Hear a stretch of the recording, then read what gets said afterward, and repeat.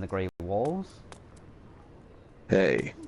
And we thought we'd discuss, since Resident Evil 2 has become a big deal with its remake, we were thinking hypothetically about other games that might get a remake, or games that would work as a remake. And obviously for us, the first one that came to mind was Silent Hill. So, you know, I thought to myself, let's discuss what we'd want in it, because, well, we've seen what happens when things go wrong. Yeah. You know, we've seen what happens when a retelling of a story goes absolutely wrong. And, well, let's face it, the Silent Hill movie comes to mind. Oh, yeah. So, first of all, I think we should talk. We talked about it yesterday, but fuck it, let's talk about it even, a bit more now.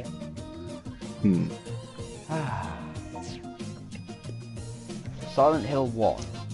What needs to be there and what doesn't need to be there. Yeah. Well, first of all, I think we should take what we learnt about remake and point out what worked. Well, here's the thing. An interesting thing that you might not have noticed from Resident Evil 2's remake is that you actually see Elliot. Now, if you don't know who Elliot is in the Resident Evil verse, Elliot is, if you remember the operation reports in the PS1 version, the document that literally tells you what happened before you got there, like why the buildings were, cut off. It was written by a guy named Elliot Edwards. The last thing you hear from him is that he's going into his letter where he says he's going off into the sewers because people keep dying.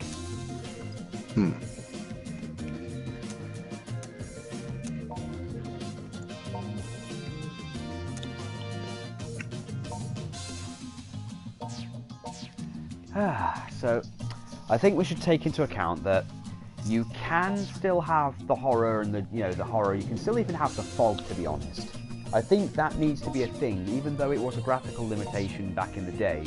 I think we need to reiterate that while you can improve certain things, because again, Resident Evil 2 gave us like the rain. I know that it's a small detail that might not matter to a lot of people, but the whole rainy effect and the burning cars and everything actually adds something to the atmosphere.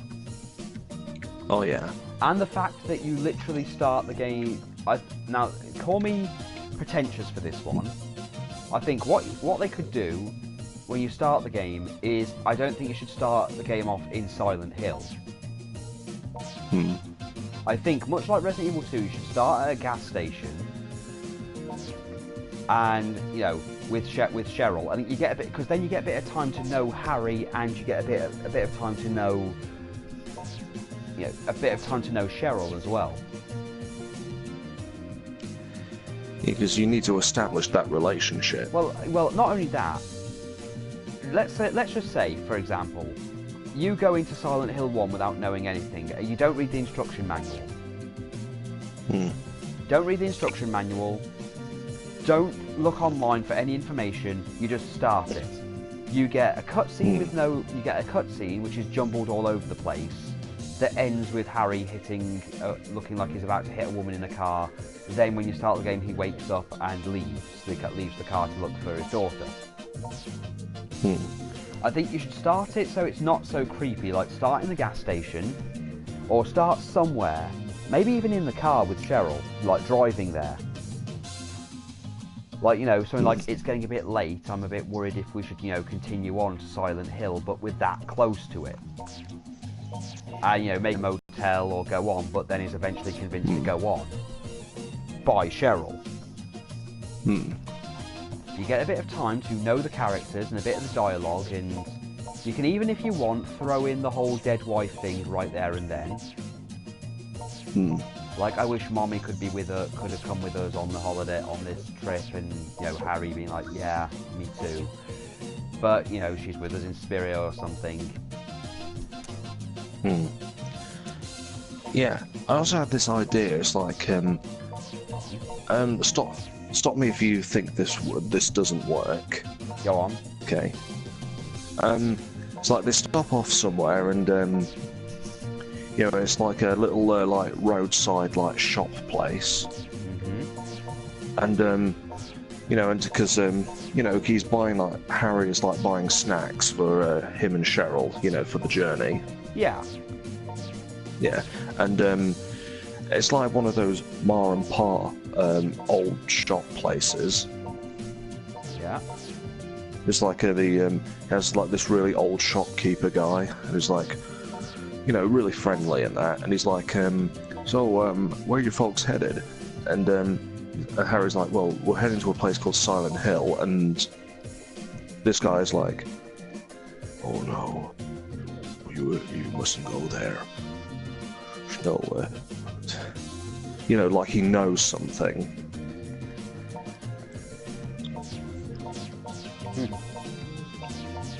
But he won't say what. Well, naturally. But that's just an idea. Yeah. Well, I think it's good. I think honestly, the more time you get to, you know, talk to the, you know, to get to know the characters before it starts.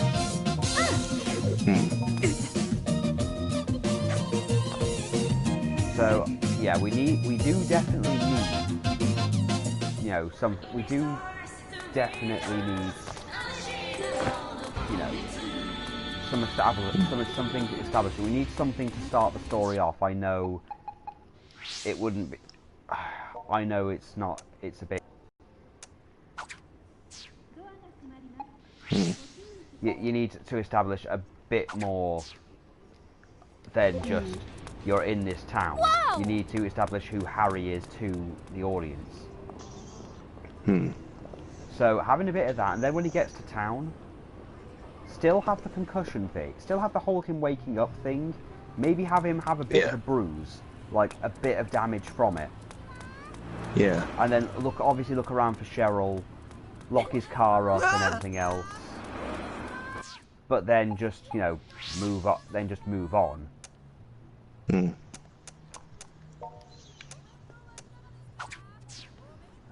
But, and still have the whole, you know, still have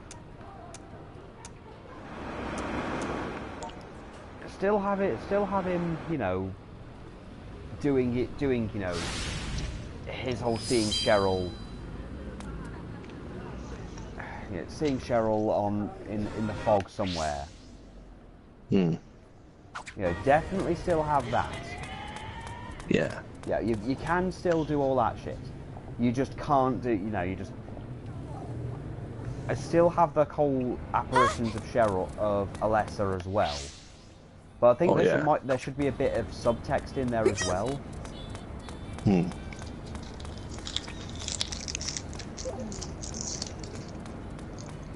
But there needs to be like some kind, like something like he see. I don't want to steal from the movie. But you know, I think seeing a child Alessa and him being a bit confused as to seeing another little girl. Yeah, something like that. Yeah.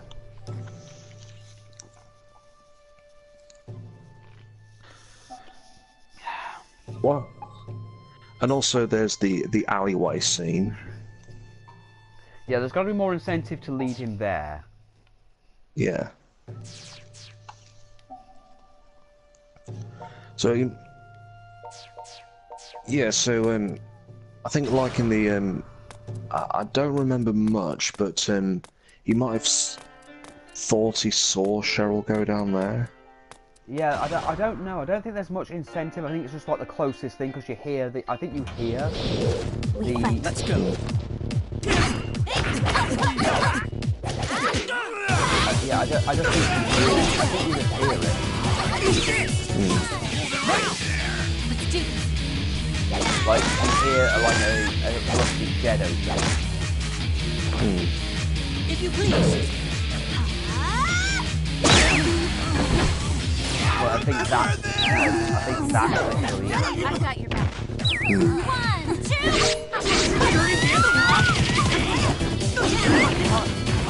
Eat this.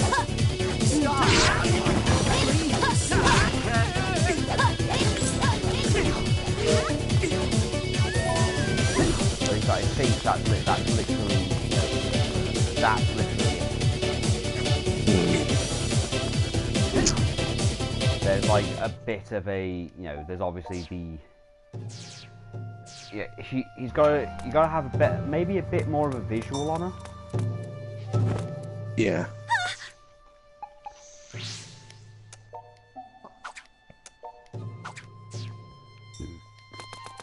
So yeah, a bit more of a visual on, you know, a bit more of a visual on Cheryl going down there, or you know, or something going down there. Yeah. And then eventually just leading to him running down there. There needs to be a bit more of an effect on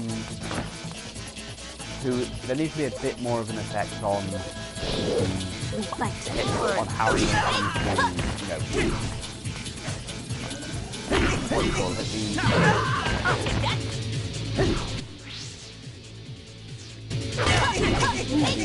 The other world. Yeah. Like when it how it affects. Okay. And that's another thing, the transition. Yeah. Because nowadays people have accepted like the transition from the movies where everything starts peeling. Yeah, that whole thing. The siren obviously needs to stay. Yes, the siren does, yeah. If you please. So the remote peeling. No, I think what happens is that everything goes dark. Yeah, everything goes dark just like it used to. Yeah.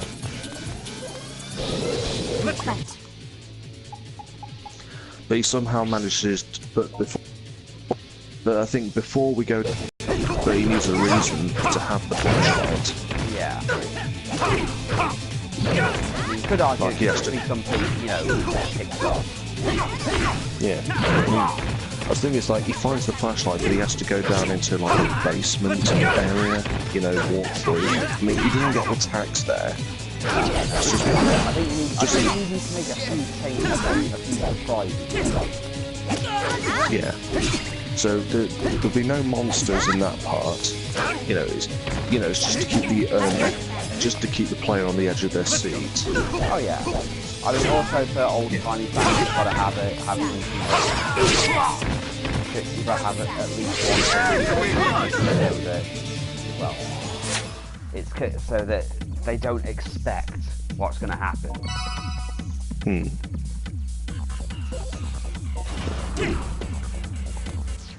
So, yeah, he goes into like this basement area, and he has to go out like through like a cellar door just to get out.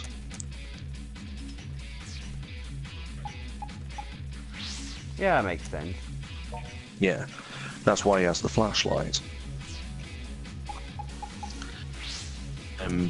Yeah, then it comes to the alley, and then the transition to the other world, and he has the flashlight handy. Naturally. Yeah, and he finds the body in the alley. You know, he freaks. Might even feel a little bit sick. It's over. Yeah, it's going to have an adverse effect on him, but maybe it's something that seems worse when he first has it. Like, I don't even think he needs to be killed or something. I think maybe he can just start a running sequence from him, because he has no weapons. But then, like, the effect is that it makes him even more sick. Yeah. And, here's another thing, right, but hear me out. Okay, I'm listening. Alright. Instead of being attacked by the grey children, have it be the mumblers instead. Yeah. Because I just think that the grey children should be exclusive to the school. Yeah. They really should be at this point. Yeah. So have it be the mumblers. You know, and it'd be like a running away thing, like not too much like Shattered Memories. Yeah. Yeah, but yeah, it's like because oh, I'm just trying to picture it.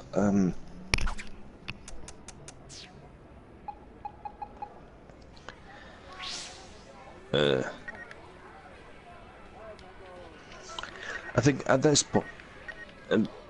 point, it doesn't matter if they all pile on him. I suppose not. No, but the result will always be the same. Yeah. Yeah, and when it's all over, I don't want him to be in the diner. So when he wakes up, he's lying on the street. Huh. So have that bit of difference. And he wakes up and he's like, where am I? And everything's back to the fog world. Yeah. I think that should also be part of the thing, like, as soon as he gets into Silent Hill, I think the weather should just start to change, like it can start to get foggy. Yeah.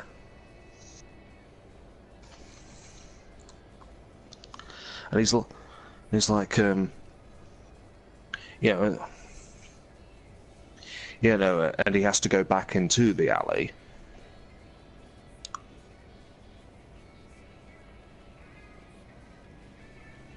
And that's where he finds the colouring book.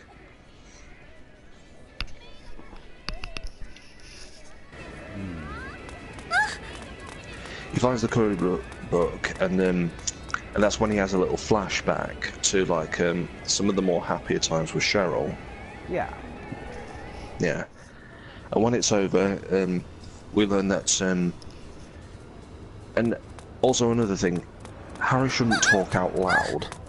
No, we should have some inner monologue, maybe. But we shouldn't say it out loud.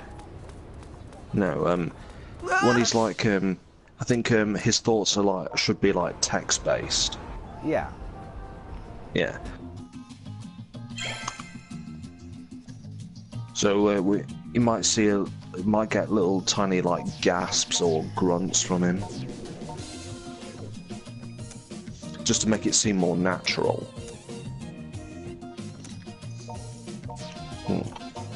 And so he tries to find a way to the school, but like the easy way to get to the school is like he discovered is like cut off completely. Yeah. Like a big hole in the ground. And he's like, I think there needs to be more incentive to give him a gun. I'm getting to that. Okay. Yeah. And so he goes to that house, you know, where that key puzzle is.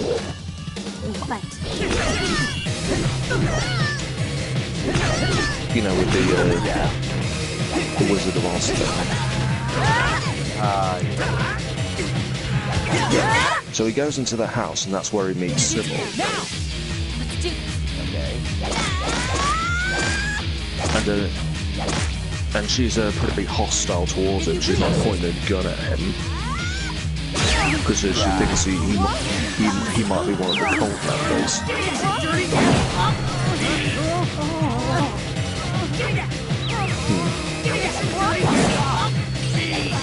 So they get into this it's like, how do I know who you say you are? It's like, look, my name is Harry Mason, I'm looking for my daughter. You know, and she's like, you brought a kid with you to this town? It's like, look, she wanted to come here. And it's like, why would a kid want to come here? He's like, I don't know, I just thought it... I think it was I think the backstory for it was that it was like somewhere that they used to come. Like how it's where they came when, you know, when Cheryl was little, or at least claim Cheryl, you know, was from there originally, or that this is where they adopted her from originally. Yeah. He's like, well, I just thought it might help her get over her grief, you know, because her mum died. And you know, and she's still a bit unsure about him. You know, because our Sybil is much different, just so you know. Yeah, so she's more like a cop, proper cop. Well, that's what we wanted it to be, because, you know, but I think the fact is that you see her very little in the game anyway.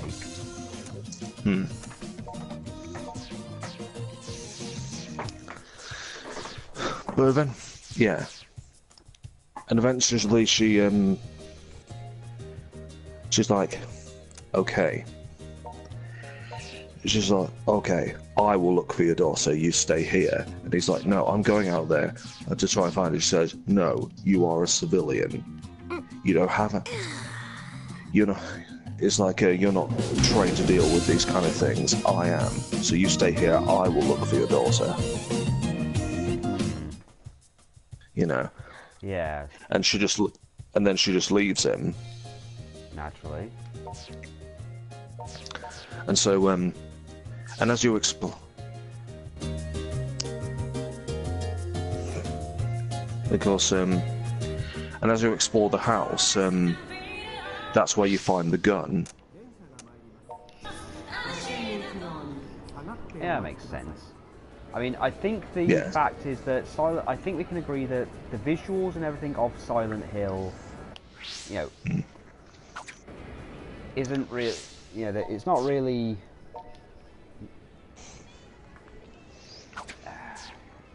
I think weapons can just appear.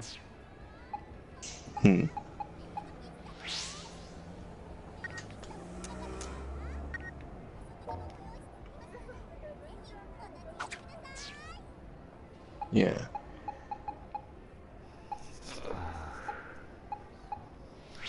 Because the thing is, like, the previous occupant of the house owned a gun. Makes sense. Yeah. Because you. Oh? Welcome.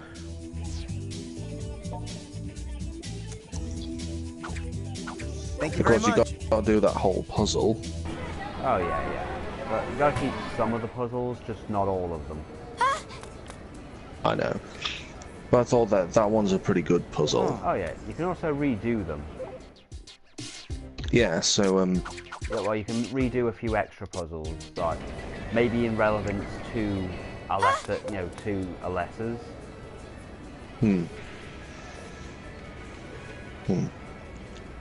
Like, you know, I mean, you know, something to connect it a little bit to Alessa herself. Welcome.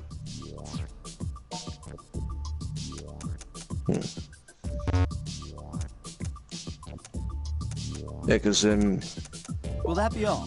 the thing with Thank you the very Wizard of Oz much. puzzle is that it's pretty symbolic anyway. Thank you very Yeah. much. Particularly in like the locations you find the keys.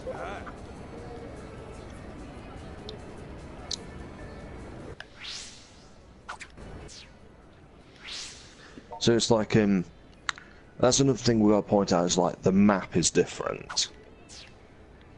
Oh yeah, naturally. So one street used to be on this side of the map, but now it's on a corner somewhere, kind of thing. Will that be all? Thank you very much. You know, to really throw, you know, really that be throw all? the like Thank the you old very school much. players off. Oh oh yeah.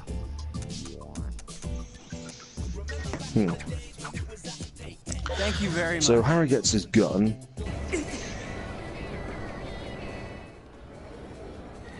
Yeah, I think Hey.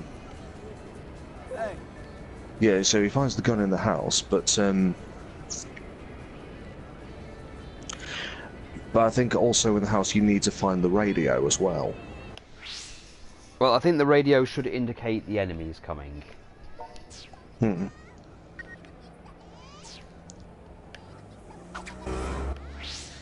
I think that. Because I was thinking it's like, that does need to be a. yeah, I think it should be introduced the same way. Because I was thinking like the previous occupant of the house was a bit of a like you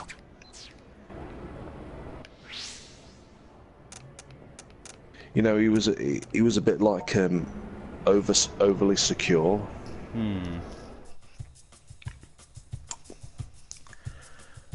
You know, and he kept like a radio to like just in case, you know, a radio and a gun, and he's like trying to protect himself because he knew there was something going on in the town involving the cultists, not necessarily the monsters, but the cultists. Also, he's on his own. He's like on using he's like on his own, and his daughter might be, well, yeah, prime target for a lot of people. yeah. So he has the little radio. So Harry takes the little radio with him. He used to go outside, you know, and as he's like going on the street, that's when the radio starts playing up, and it goes into a cutscene, and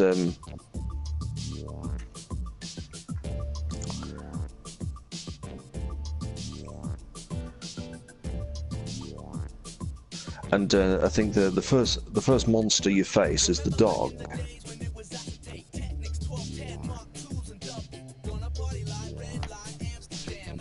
Thank you very much.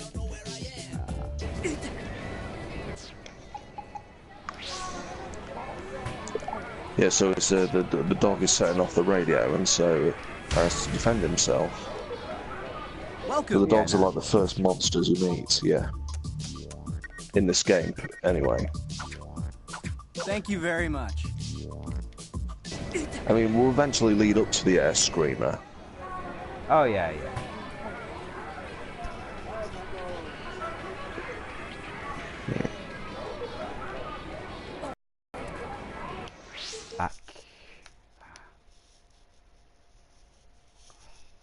Sorry about that, just kicked me out. Alright. But yeah, I agree that you need to have more, well, lead up to the air screamer and everything else. I think there needs to be some introduction to some of the monsters. Yeah. Bye.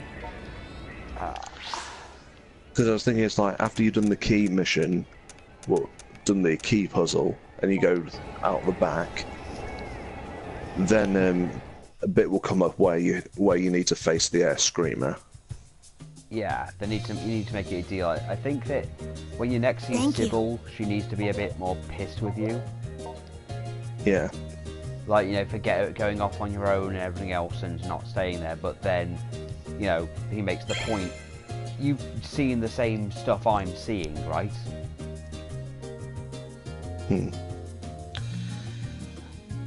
Also, she's also like, do you have a permit for that gun? Yeah, she's like very forward on it, and he's like trying to make the whole point of, look, here's the thing. Here's the thing. I've got, like, you know, I've basically got this entire. There's all these things out there that are trying to kill me. So what would you do? I don't think there's, you know, I don't think rules and regulations are important for now.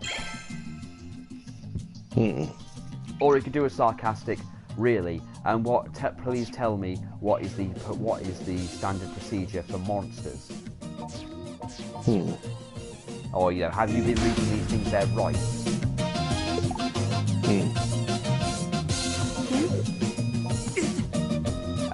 Yeah. She doesn't have an answer for him. She's just like,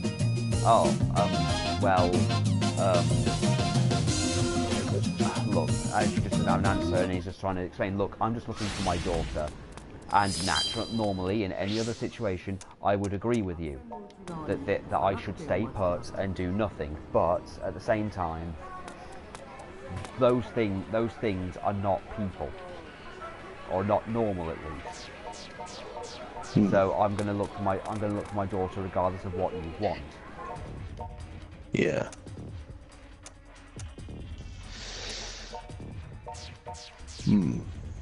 So yeah, she lets him do what he wants because there's not really, she can't actually stop him in the zone.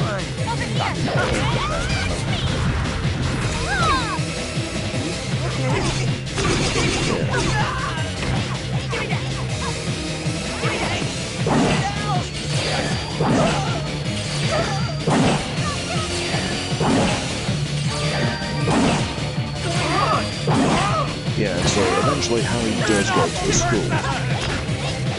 Let's go.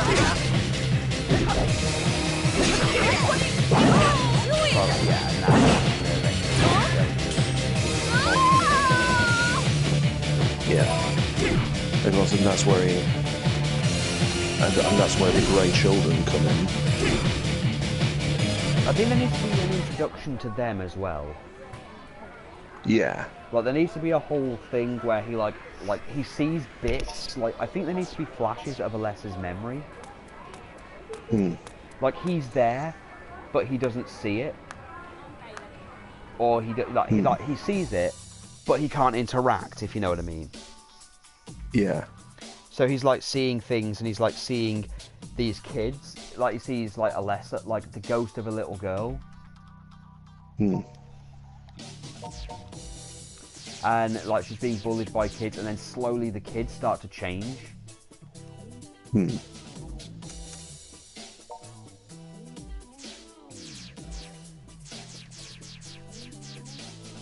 Just something like that. Like so they slowly start to, well, like one of the kids starts to turn into a monster and then starts going for him. Yeah.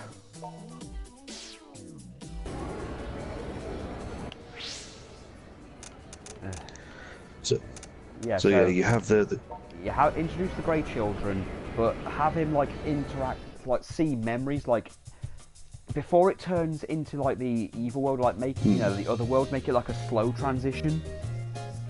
Yeah. Like he gets a headache, and because like Silent Hill at this point is connected to Alessa, Brother. it becomes one of those. It becomes one of those things where he sees bits of her memories here and there when she's, in the face.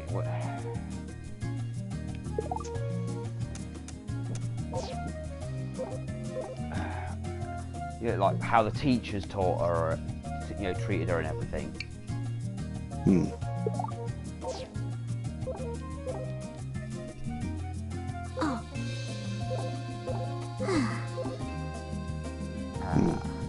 But there's got to be something. You've got to do something to, you've got to do something to introduce everything. And well, let's see what else you can do. Like for the school, like the incentive to go to the school. Like he's got to have a bit. He can go back to where he see. He can still do the whole. He's going to check where he saw her last. Don't go straight from like. He doesn't get rescued by Sybil or anything. I was thinking what they could do when he has his headache and passes out. He's in like a weird dream state thing. Yeah. Like where it looks like the other world completely, but the creatures back off. Like Alessa turns up and the creatures back off. Like out of some weird fear or something of her. And like then he wakes up somewhere similar to what Travis did. Yeah. I know we don't like Origins, but I was thinking like he just wakes up somewhere, and because that can do that can lead to more. Okay, so Alessa's, like Alessa doesn't see Harry as a threat, and it's a whole look. I know you're not a bad person, but I can't control what these monsters are going to do. So this is your one out at this point. Or like she can even like try and talk a little bit to him, like while he's semi-conscious, where she just tries to explain to him, look, just get out of what you have no idea what you're doing here. I appreciate what you've done, whether you know what you've done or not, but you have a chance to leave. Like she gives him the chance to leave Silent Hill. And leave the rest to her, leave what's going on to her, She introduces herself as a lesser, so you know I'm Cheryl regardless. Yeah. So naturally they, you know, so naturally they just go after, he goes looking for her, and then goes to the school, and he kind of like sees what looks like Cheryl going into the school, and that starts the whole school thing. Yeah. Then as the other world fades, we still do the whole thing with the church. Oh yes. We've got to do the whole church thing, and we've got to make the scene a bit longer, because Harry doesn't have a lot to say in that scene. Having just turn up in Dahlia, try and explain things, and then he questions about Alessa. Like, who is this Alessa woman? And she throws the whole Alessa's evil. Don't trust her, she is literally the devil. Do that whole thing of she's more likely the one that took your daughter. And she makes up some contrived reason, like she needs like needs a young child in order to bring that hell that she's, you know, to the real world.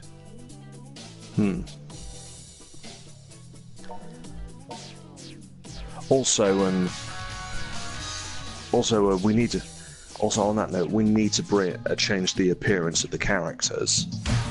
Yeah, I think we should also establish when we're setting this, because I think it should be a point it needs to be not too far in the past, but also not too far in the future. So I think the 80s where we set this. Yes. But I think it needs to be set in the 80s purely so we're away from smartphones. We're enough away from smartphones and, you know, actual mobile phones. Yeah. We also got to remember that everything that happened to Alessa happened in the 70s. Yeah. Yeah, I also think we need to do something about I know it's skipping ahead a bit, but I think we need to do something about the spell kind of thing. I think there needs to be a bit more of a reason as to why it's taken 7 years to bring, you know... Thanks! To bring Cheryl back. You know, there needs to be quite a bit more incentive as to why that's going on. Because if it's just I'm leaving them there for my sake, you know, for its own sake.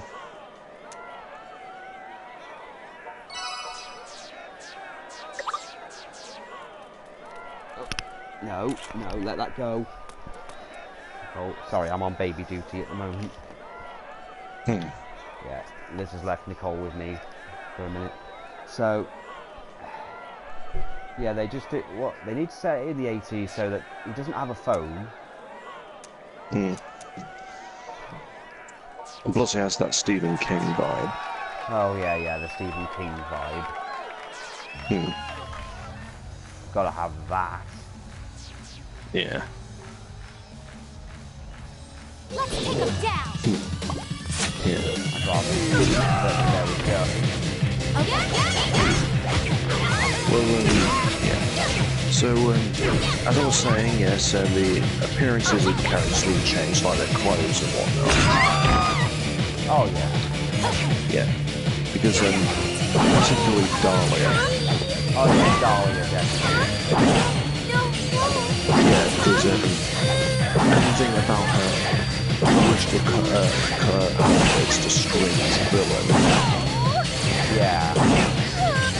So I was doing a bit of research on this, so how the characters should look. And Dahlia, I think, are just like a simple dress with a cardigan, with her hair in a bun. So she kind of looks like one of those God-fearing Christian women. Yeah, she needs to look like religious enough, but not villain. Yeah.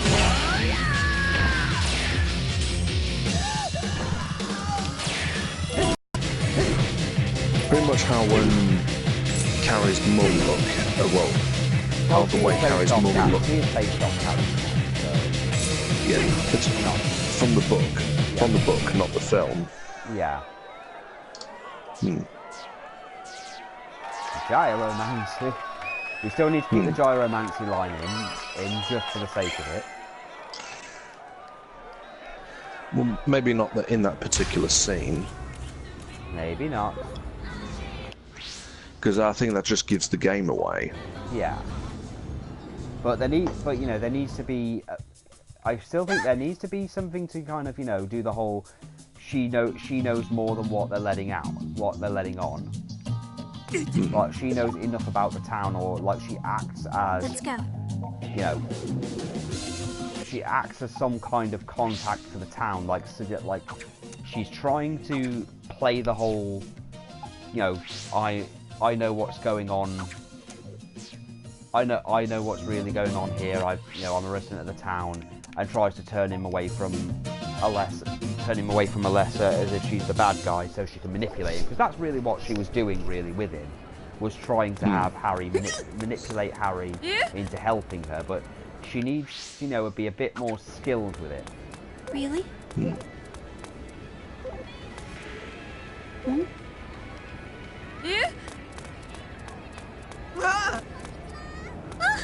Nothing major, just a bit more.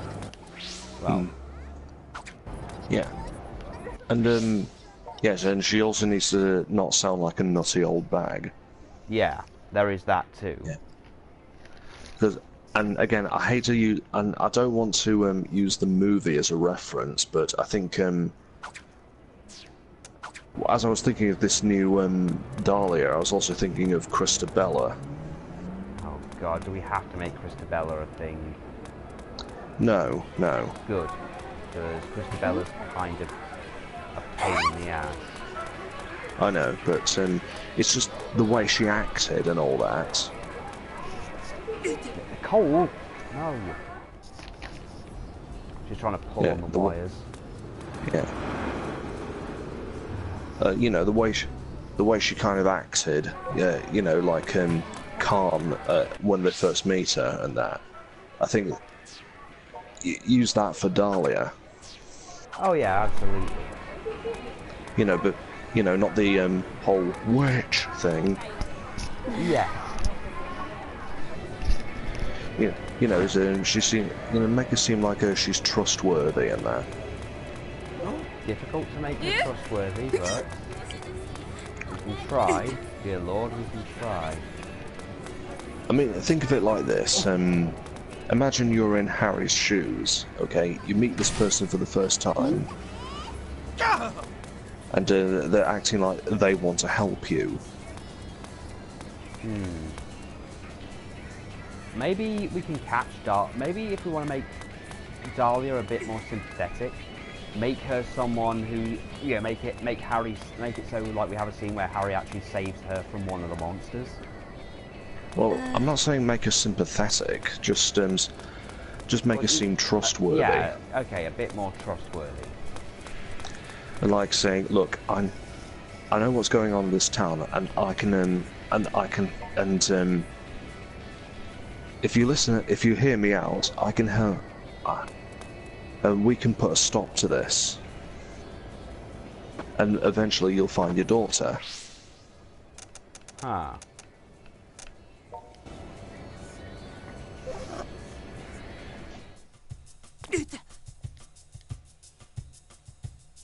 Yeah, there's got to be something like obviously make it so that she doesn't know. Let's do this again. That she doesn't know anything about mention anything about Harry's daughter.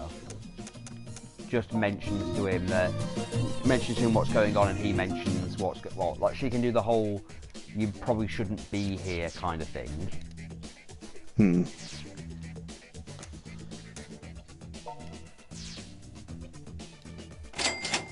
But then, of course, he stays behind, mentions his daughter, and then mentions the Alessa thing, and that gives her incentive to,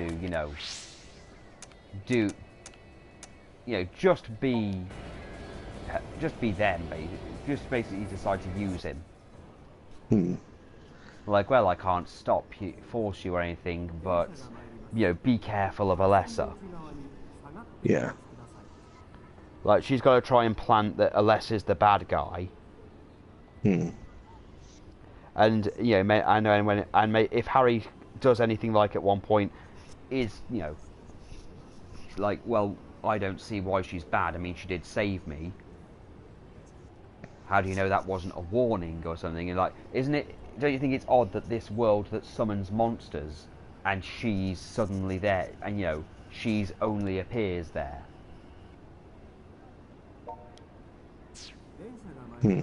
Yeah, try and find a way to blame her.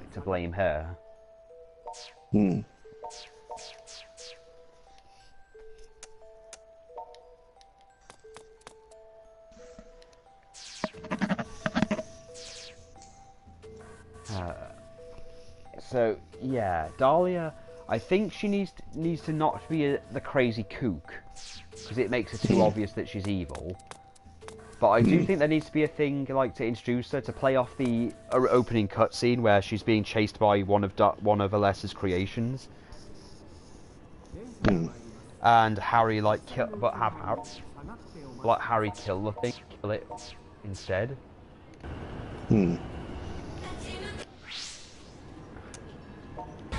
And then she, like, tries to plan things like, oh, all these monsters come from Alessa. You know, she's the one who does all these things.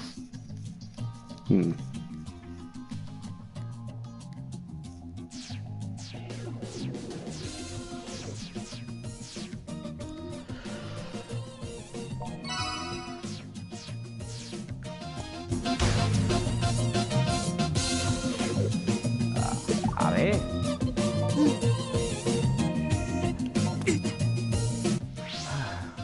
But yeah, I think she's got to play in, like... And Kaufman. We've got to get on to Kaufman. Yeah.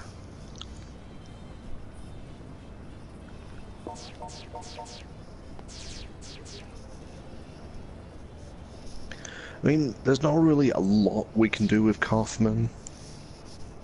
But we've also got to find a way to get Harry to the hospital a little easier. Yeah.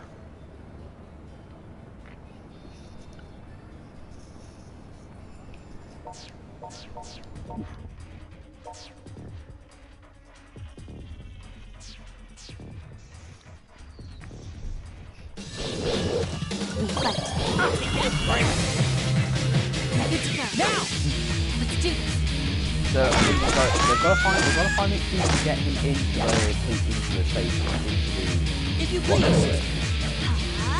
There's got to be a way to get him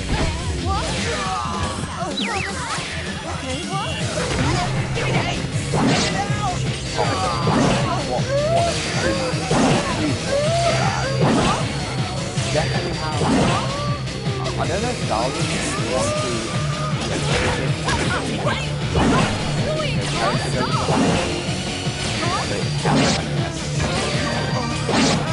But you gotta remember, in the original game, she had him for going to the hospital. Well, she didn't tell him yet to go. Yeah, at the end. Yeah, I mean, she did show up at the hospital. And apparently it's because she wants to destroy those things. Actually, she could make the Galapagos an issue. You know, she could actually make the Galapagos a bit more of a point. Say, like, some claim that there's something that she's worried about. You know, she mentions Alessa's plan, or she makes up this plan that Alessa's going to use these things, but she needs certain things in order to do it. She still gives him the, you know, the knockoff Triforce, effectively. You know, she still gives him that, but then tells him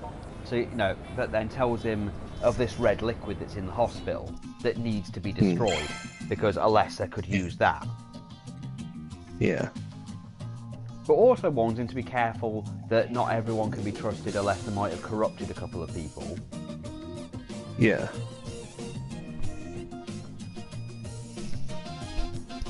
And then you can, like, run into Kaufman. Yeah. And I was thinking, it's like, the scene with Kaufman is pretty much the same, except Yeah, the he seems dialogue has completely- changed. Yeah, he can still be a bit clueless. He can still be, you know, he can still do the whole look, I don't think your daughter would survive all this. Harry can ask him questions about, you know, he can ask him about Dahlia, and he just, like, stays silent about it. Doesn't really talk about Dahlia. But he can give, like, a little bit of a background on her. Like, oh, who she is, and, like... And saying, no, she's harmless, but, you know, not really someone I'd bother with, to be perfectly honest with you. And then ask about Alessa, and he can just pretend he doesn't know much about it. He just knows Alessa was a problem.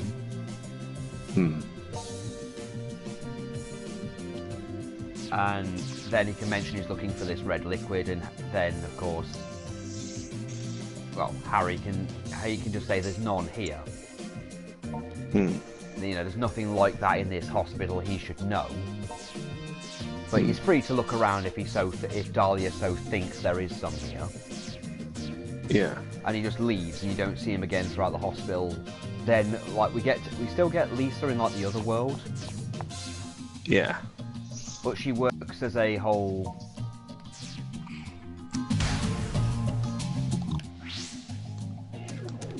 And when you meet her, she's like out a bit. You know, Yeah. like she's suffering from the effects of the drug. Yeah, it's the withdrawal.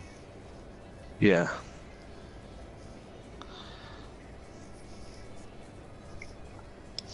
You can talk to her, but you don't really get a lot. But yeah, but then you find like one room that's kind of like it's in between, but it's in between like worlds.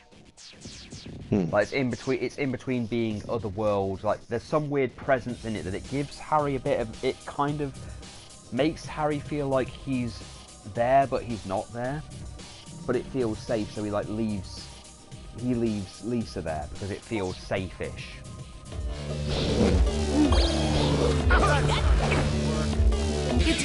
Yeah, just something like that. Like the room just happens to feel really safe. But he doesn't understand why. If you please.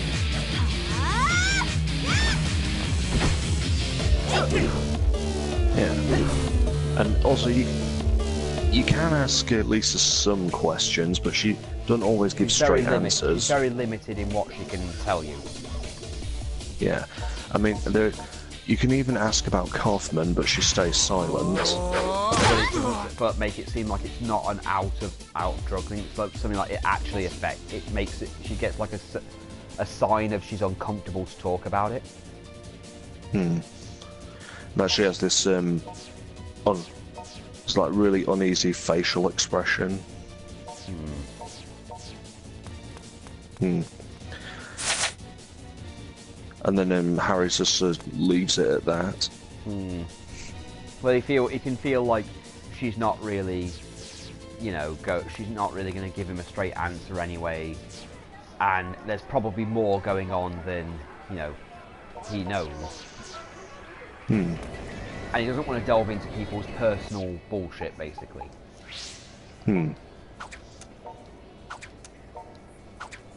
Yeah. And also, we talked about adding some new characters as well. Yeah, I think we should add some... I think there should be allusions to Claudia. Just throw that in. Yeah.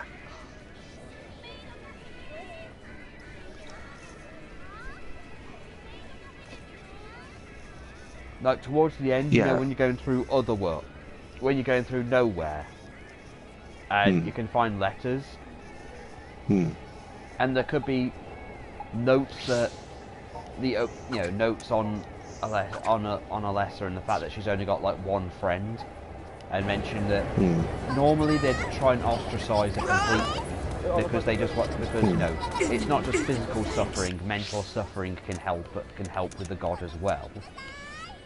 Because that's another thing. That's another thing is that ultimately they just want to make their goal, get their God, but in order for it to be filled, it needs to be filled with suffering. So they encourage the friendship between Claudia and Alessa, but then mention before they do the sacrifice and stuff, they're going to separate them quite a bit. Because Claudia's got another job to do that she needs to understand the nature of, and being taken away from the only friend she has will cause, you know, Alessa great pain. So I think that's the only reference you'll need, because the fans will get it, and those who don't get it will go like, well, that's just cruel. Yeah. And, you know, it'll paint more of who she is, really. Yeah. And, have little bits of Easter eggs here and there as well. Yeah, and no Pyramid Head. I want to make that a point. No Pyramid Head, of course. I mean, you could definitely have the references to the executioners in the pictures. Yeah. But no actual Pyramid Head. Yeah. And I was thinking it's like I know you want to give a little bit to the doctors and stuff who were surrounding her bed. Yeah, that. I also like to put in, there's a list somewhere, lists names of cult members. And of course Dahlia's name is on there, and also Leonard's name is on there. Yeah, Leonard, Kaufman. They could have like Kaufman kind of on there, because he's like on there. But he doesn't get involved in the religious side. No. But he's still important in some way. So like he's like in a subsidiary bit. Yeah. Yeah, the same place they'd probably put Vincent. Yeah. It's like yeah, so that notice just specifically there, and just to point out Leonard, you know, just for like the fans, they're like, oh, Leonard's on there. Alright. Bye. You've got to do And that's the only reference. You've got to do a few things to, you know, appease the fans a little bit. Like have a little. Ooh. So so that's the only reference to Leonard you'll get. Yeah. Also, I like to have a reference to the Wish House as well.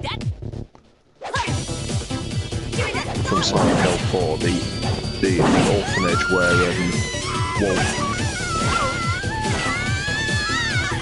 Yeah, have some references here and there to the other game. Yeah, because Harry should find like an something about Dahlia saying that she contributes to the Wish House. Yeah. Yeah, and that is when and for the Silent Hill fans, they're like, "Oh, this is Silent Hill 4 reference." You know, and she contributes to the Wish House that kicks off Silent Hill 4.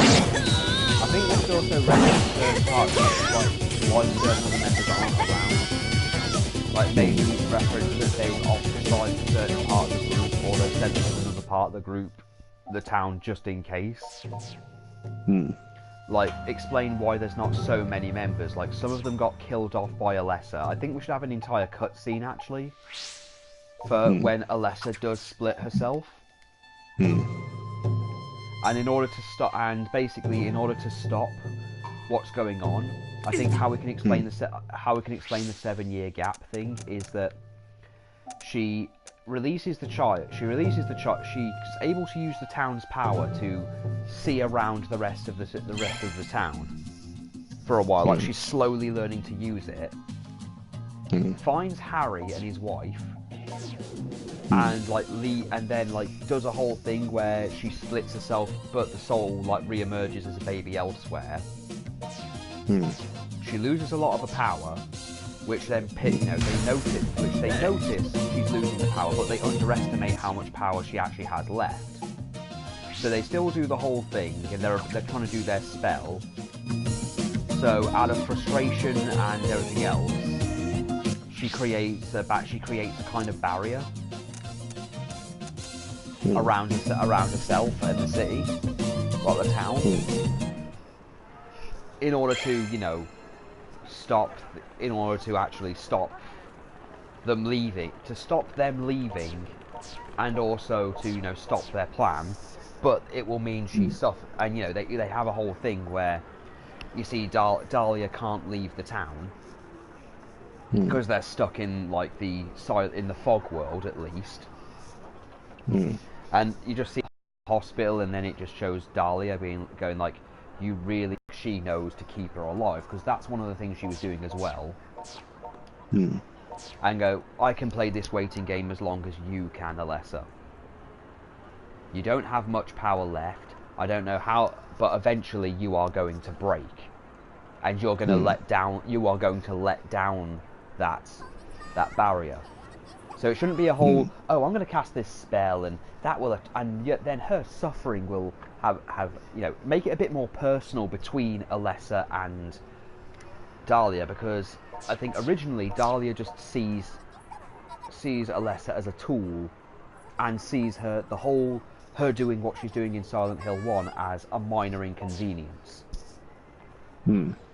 But treat it like it's actually personal. So she actually gets mad at her and is like, I can play this game as long as you can, Alessa. I know you've used a lot of your power. I know you've used what power you've got to stop us leaving, but you will let that down. Your suffering will bring that child back. And don't think that death is an escape for you. I'll deny you even that.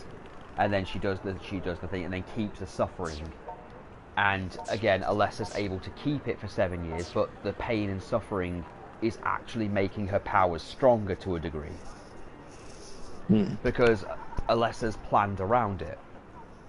That she plans to get stronger to be able to use her powers to do what she's doing, because the town is cut off.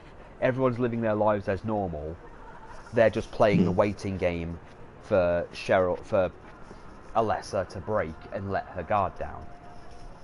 And around the time, and she doesn't necessarily let her guard down. She just feels the time is right. And she has a very specific plan where she's learned as much as she can about her powers, but she needs Cheryl to come in order to fix it. So she lets down the barrier slightly so that Harry can enter. And by the time that the cult know that the barrier is down slightly, Alessa's already, Cheryl and Harry are already on their way. And then as soon as Cheryl gets into the town, she creates the barrier again. And with her being in the vicinity of the town, because now she's on that ground, Alessa's power starts to grow exponentially. Yeah. And then Dahlia happens to notice that the barrier's down and treats it like it's, oh, this is wonderful, you've finally given up. But then then Alessa just smiles, and then suddenly she's not in the bed anymore. She suddenly appears next to her as well, like has created another body. Which surprises Dahlia. And then she does the whole lifts her hand up, and then monsters start to form. Dahlia starts to see that the world is starting to change inside the hospital, and that she hears screaming and all these other things. And of course Dahlia then starts to try and leave, like she was not prepared for this, which would explain why she's not with Alessa that time, because you got to think that she is quite far away from where Alessa actually is to do anything to her. So she's in the room with Alessa, but then monsters start to appear, but they won't attack Alessa. They'll only attack, they'll only attack the people who aren't really, aren't Alessa. So that leads to Dahlia trying to get out and using what magic she can to protect herself, because she knows she's no match for what's coming out. And it's a whole, oh crap, I've underestimated Alessa. And this is all shown through memories, by the way, in the other world thing. It can show a little bit of how this all came to be, so we get a bit of context. So she's running from the hospital. You can see cult members dying. You can even see some of the puppet nurses being created. something drips from the sea, like one of those things drips from the top and then lands on their back and starts like infesting the body. Dahlia is able to like create a magic shield thing because it's already made a point that that she can create magic, she can use magic to a degree. And my guess is she can at least use magic to protect herself because she's able to go through the town without getting hurt. If you've noticed, she can just get to some dangerous ass places. But she starts seeing the cult members getting decimated. Well, what's left of the cult members of that particular section. Then Alessa starts like destroying parts of the town so that she can't get through, so that no one can get through.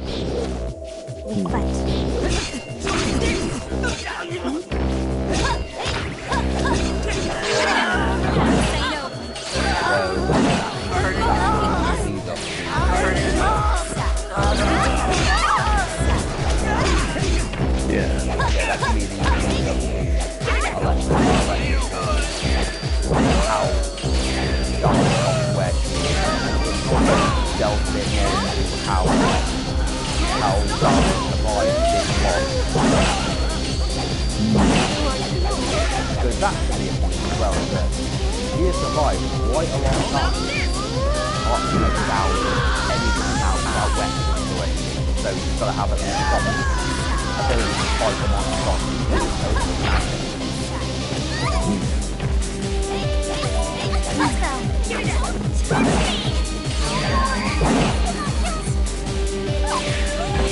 You know, that can be a thing. Yeah. And then, of course, Kaufman is safe because Kaufman is somehow safe. I don't know, I'm trying to think of how he can survive the whole thing. Because he's in the hospital, he's at ground zero, so I think the only way he could survive is if he somehow has an item that protects him, like, or keeps a barrier around him. Because I know this is just it's just convenience to a degree, but Silent Hill does deal with the occult and magic and trinkets and stuff, so I think we can get away with a few Deus Ex Machinas here and there.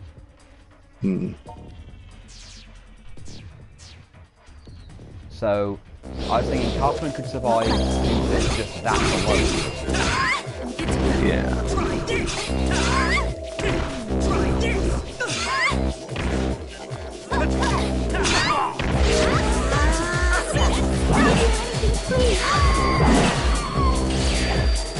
And Lisa, I think she can get sober as time goes by.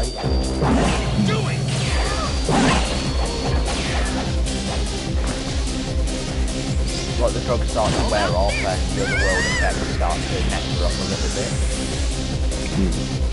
But she starts to become a bit more helpful and then, you know, there's more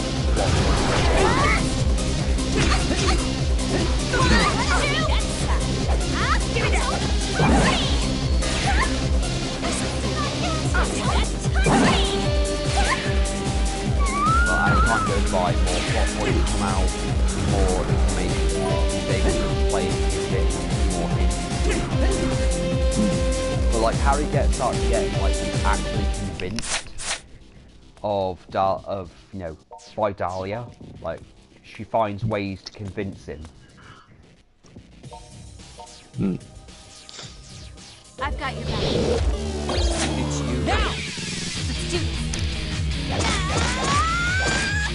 Convince him that he can see that Alessa's problem. If you please. And lo and behold, they defeat him. And he like ends up fucking over some of what, you know, some of Alessa's plans to a degree. But then every time he does, she just like tells him, just stop interfering, you don't know what you're doing. And disappearing, and then of course when he finally uses that artifact to stop him.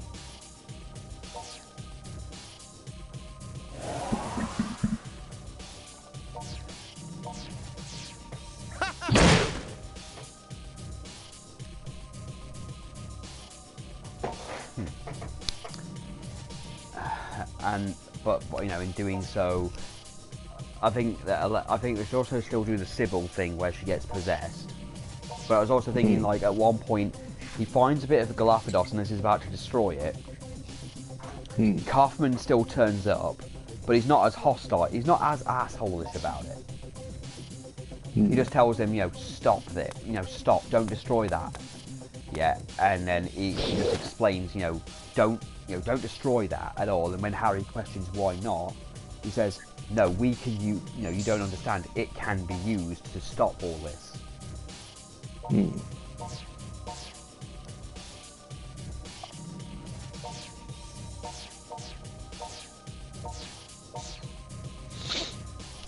I've got your back. Give me that!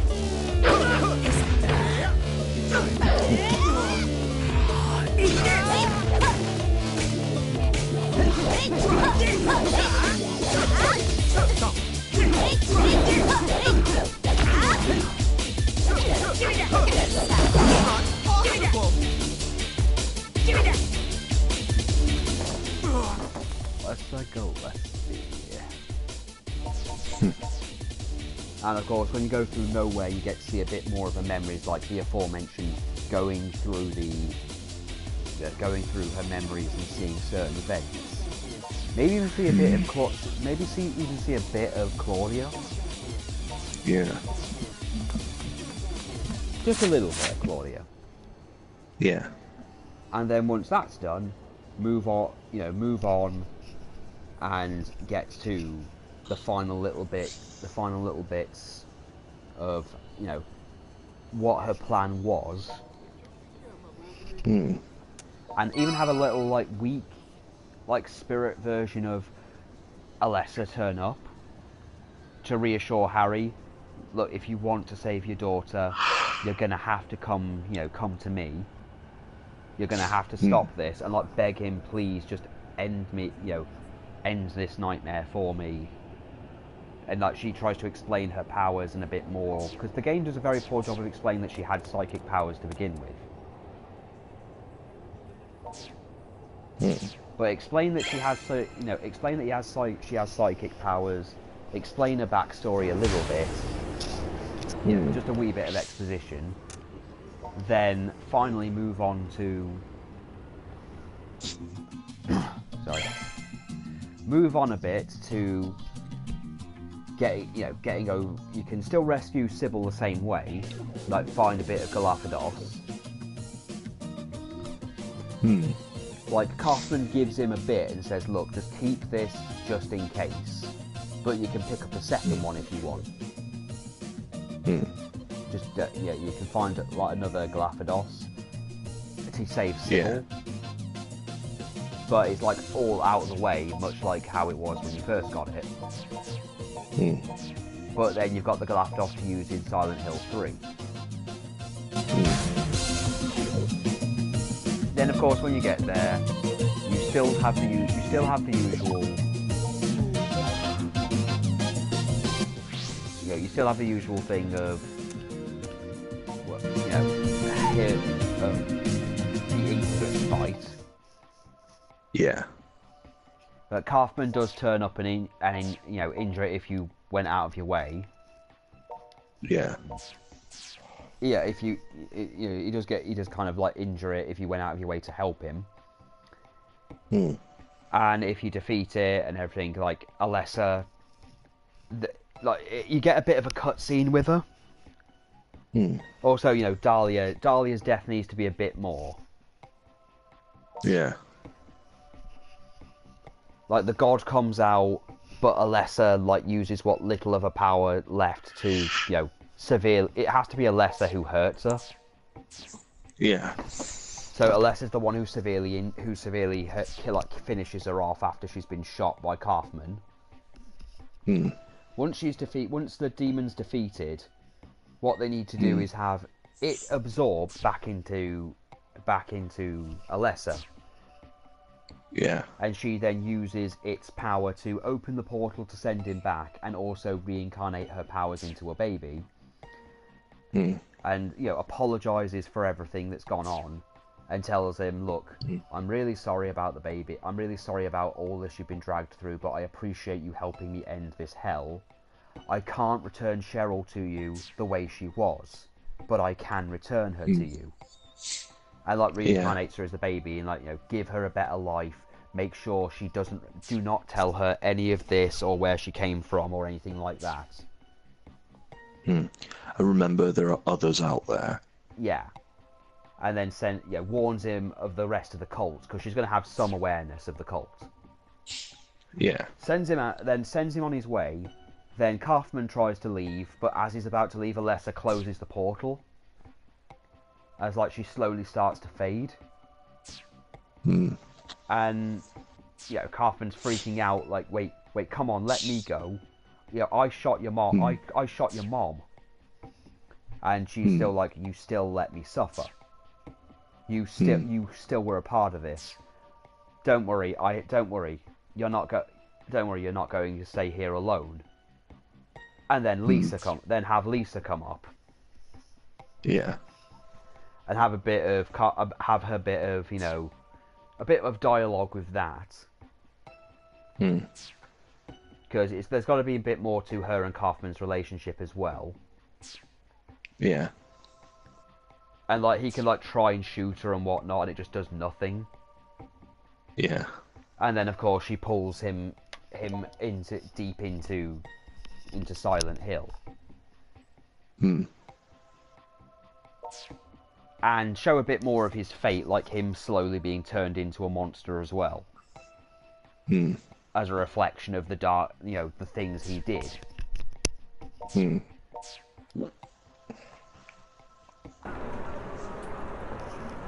And naturally, by doing all of this, well, how you get the ending with Harry. You get Harry's ending where he leaves with Sybil.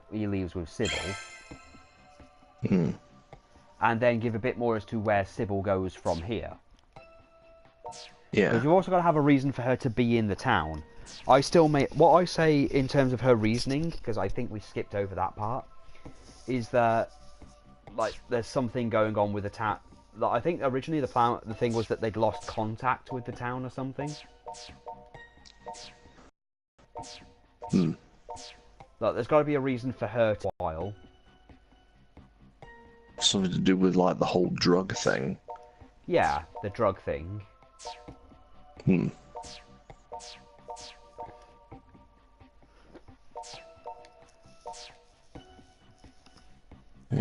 So there, I think Sybil needs to warm up a bit to what's going on. I think you should also have a chapter where you play as Sybil, like when Harry passes out, and have her have a little bit more of a connection to the story.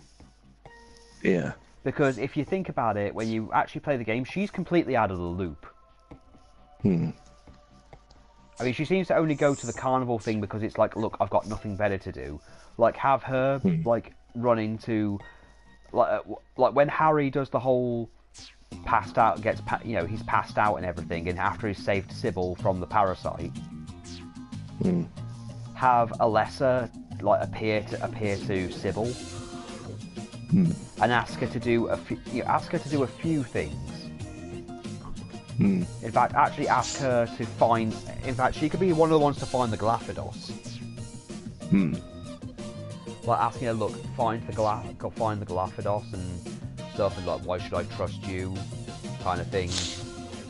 Aren't you the cause of all this crap? All these monsters and all these other things. She's like, I am responsible, but it's not what you think it is. And she like tries to explain what's going to happen, saying Dahlia is her mother's about to use her power to do horrific things. Have a be skeptical of like, really, magic psychic girls? This sounds like something out of a bad horror movie. And like, after all you've seen tonight, this is the thing that's weird to you.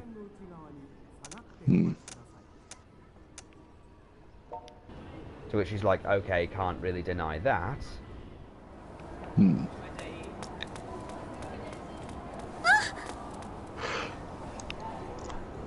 And then just have it, just have it explains to her that have it explained, look, if you want to help Harry at this point, I have very little control of the world anymore.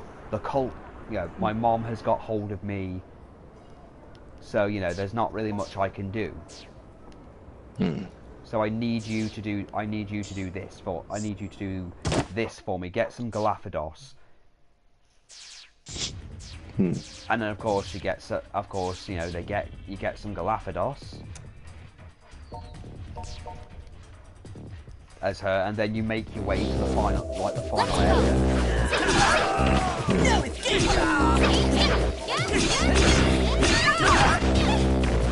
I think it would work out. Yeah. Then you can get out the way top.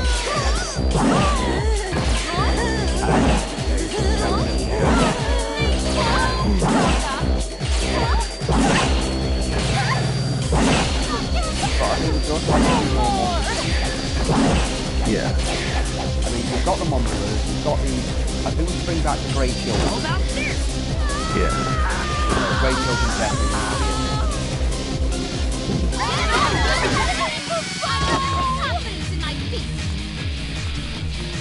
But I think of the monsters that they need to actually represent more of the cult. Come on, let's do this!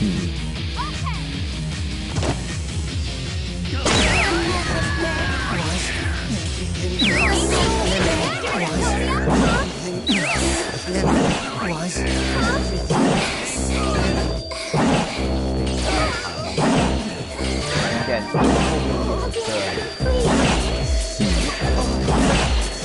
thinking like burning kamikaze kind of guys. How about this? Like full-grown people, like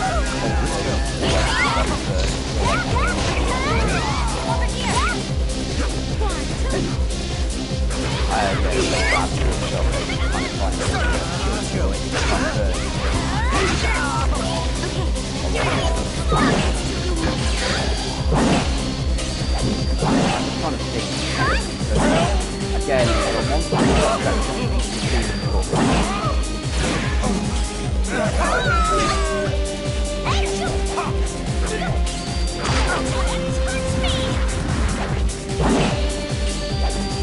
that's all well and good. But, you know, you've got effectively.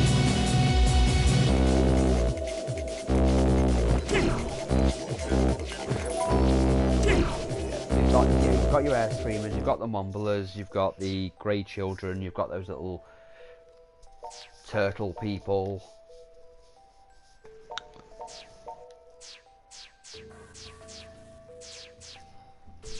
See.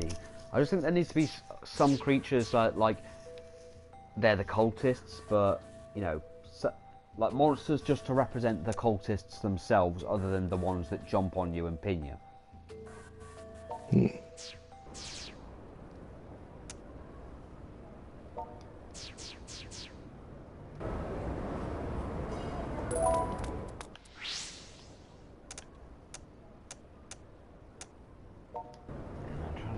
What else I can do in terms of monsters?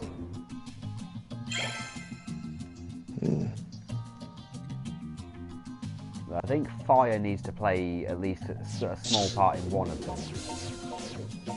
Oh, the hang scratcher.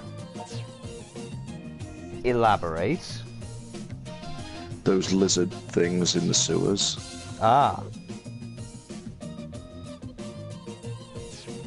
Good, now I've got a name to add to them.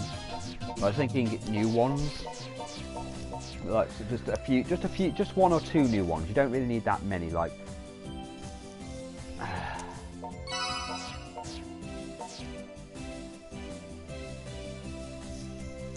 Well, because then they're connected to the cult. yeah. I was just thinking other ones like a representing of like I was thinking like something like somehow her control of the darkness within the that she has of the town, like she can somehow corrupt, like how she changes the puppet nurses and doctors into puppet nurses and doctors. But like one that's actually like does the other members of the order. But there's got to be something symbolic about it. Yeah. Well, Like, the hang scratchers. they're somehow fused to something or other of like their cult status, like their symbol or something, and that's like their means of attack or something. Hmm. Yeah. But a new monster needs to be introduced. I think that needs to be the big thing there. Yeah. Maybe even a Big new ba- boss. Hmm.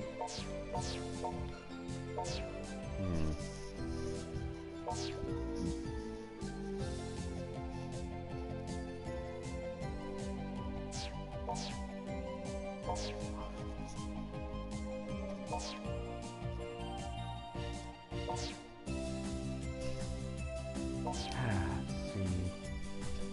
Obviously, we have to have the UFO ending. Hmm.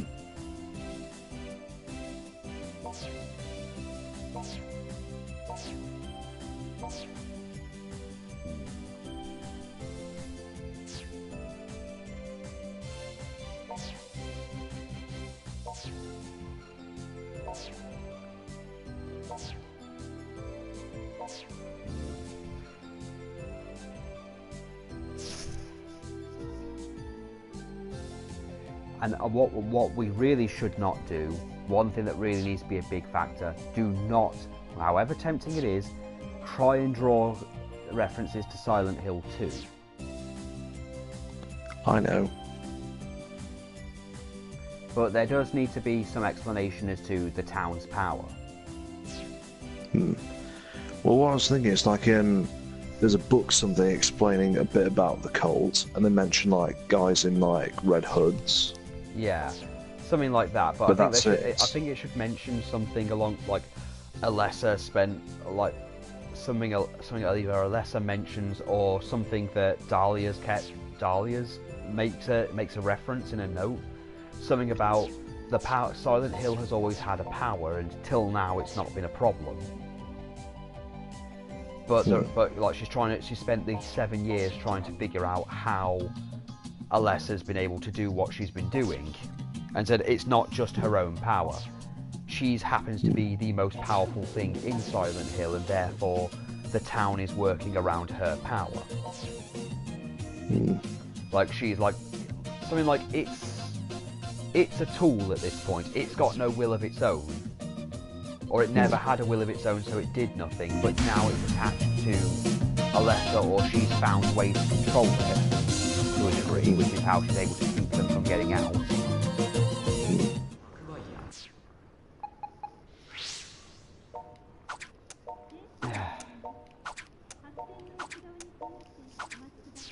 And like, it's kind of a matter of, originally the reason it's taking so long is that Alessa's been waiting to die. Like, she's hoping she'll die beforehand. She doesn't like know that her mom, like, to do a whole thing where she doesn't know that her mom's spells worked, or like what's keeping her alive. So she's trying just to die, and she's only let her guard down now because it's convenient. You know, it's convenient to do to, you know, now. I'll take that. Let's do this.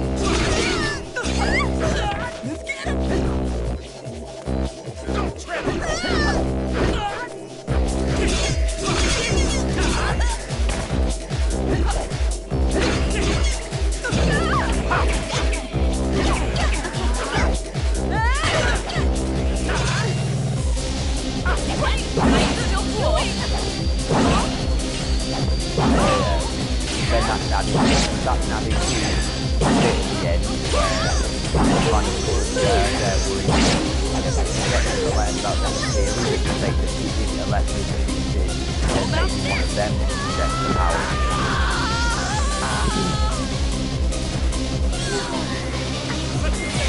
Yeah, just something for them to aim towards other people.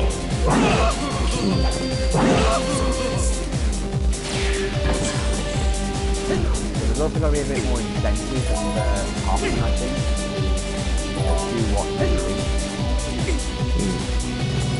Like, it can't just be him doing it for the sake of it.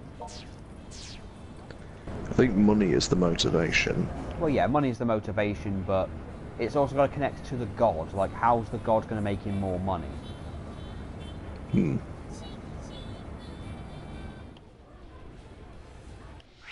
Yeah, there's got to be a bit more incentive to Kaufman. Like, there's got to be something like the god somehow getting him more money. Because even the abridged series made the joke of him going, I can't scam suckers without that demon god. And don't ask me how that makes sense, because I'm still trying to wrap my head around it.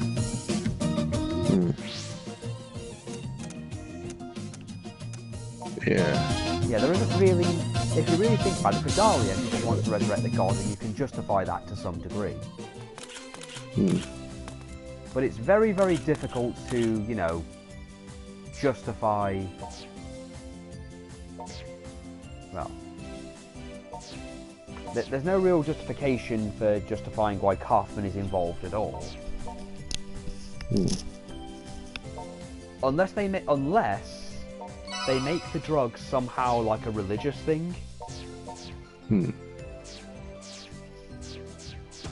Like it's symbolic for them.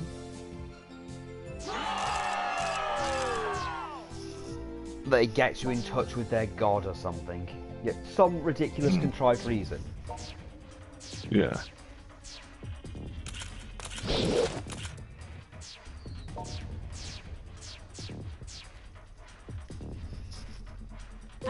Because then if it's a religious thing, then, religion can always be used to make a bit of money.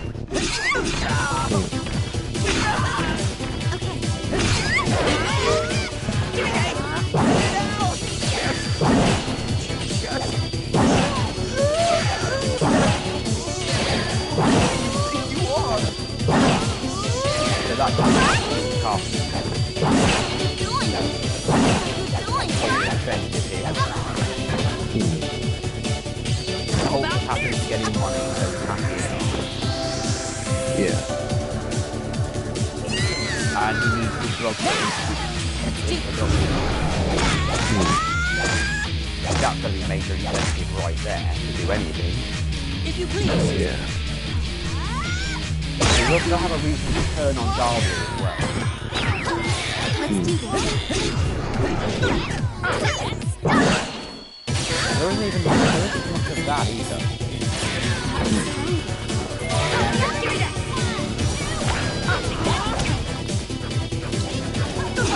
Let's go. I think most of it comes to like he just wants to leave. Yeah, maybe even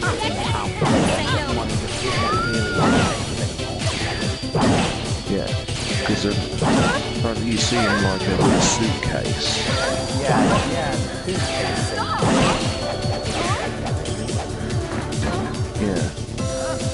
So he could be like packing up and leaving because there's nothing for him anymore.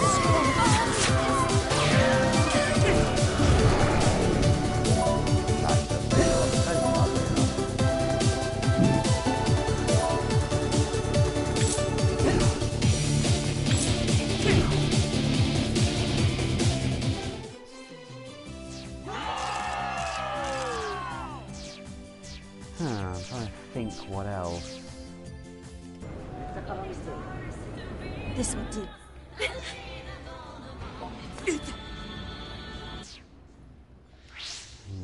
Well, that's Kaufman's sword. There needs to be, I think, really all there'll be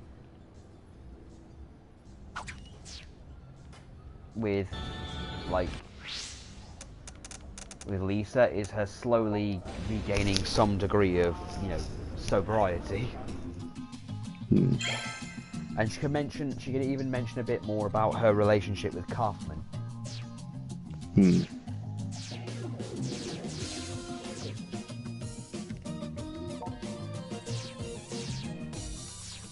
Like in her sleep, she'll talk about it, or she'll cry over some of the stuff. Like she'll be begging him for money, or for the drug.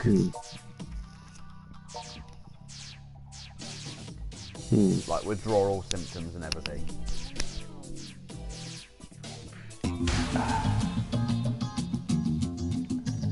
But the reason I'd say I'd like to give a bit more excuse to the town is that they you know, they need to prepare themselves mentally to take over, because once Alessa's left, no longer controls Silent Hill, the town might, you know, be able to work without her if they're not careful.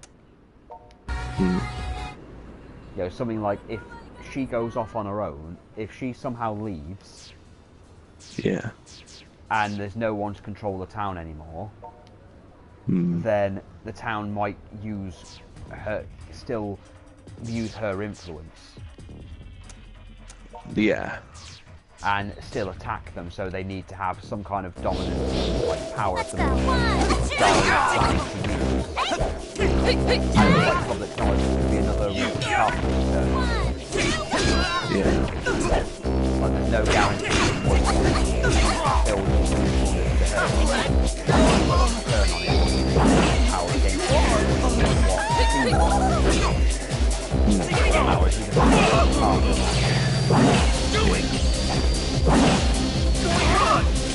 You're an awful person! Give me that.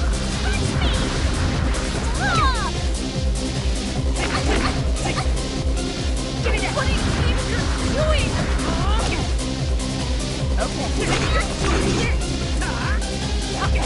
Why you? What are you doing?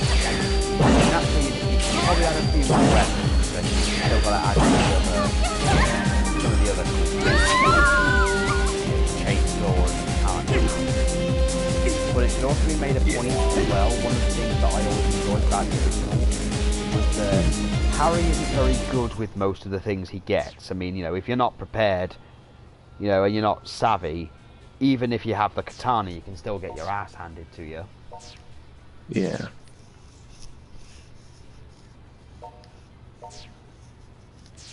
Yeah, and that's if you're really not, you know, because the whole point is that he's not meant to be, you know, good with weapons. He's just, you know, happens to find them and tries to use them. So there needs to be some degree of, you know, clumsiness. Yeah. Yeah, have some degree of clumsiness with all the weapons, but have a few more of them.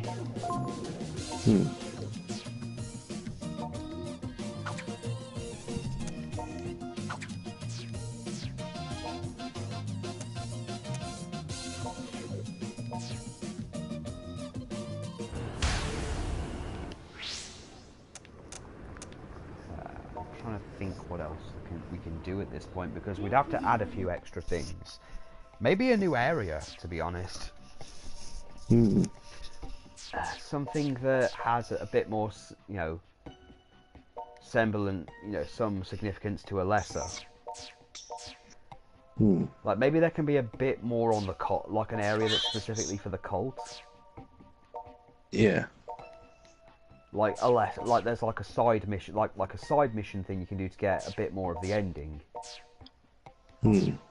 Like where Alessa tells you, like, if you trust me, you know, if you really want to know what's going on, and you really want to know what's going on, like, you really want to help and know what's going on, you know, what's going on here, go here. And, like, tells him a place to go. But again, tells him, look, I can't stop the monsters from attacking you. But, you know, just go there, I promise you, it'll explain everything, and it's like an entire thing. It's an entire thing that explains Dahlia's plan a little bit more. But it'd have to be after a point where, you know, I know the problem with doing that is if you go there, then, well, Harry would have no reason to use the thing to weaken Alessa. Is the downside.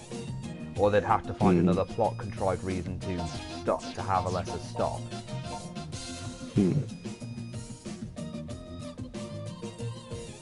I mean, it could be a place during Nowhere, where you learn a bit more of the plan.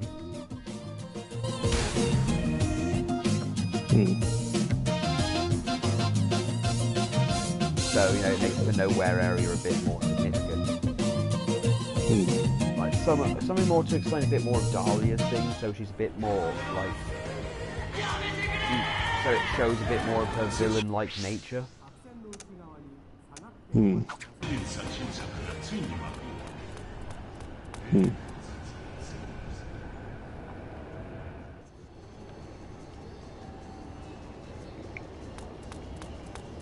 But there's got to be a reason she wants her god around as well. Like another thing as well to explain the incubus. Hmm. Well, it just comes from like a cultist before her.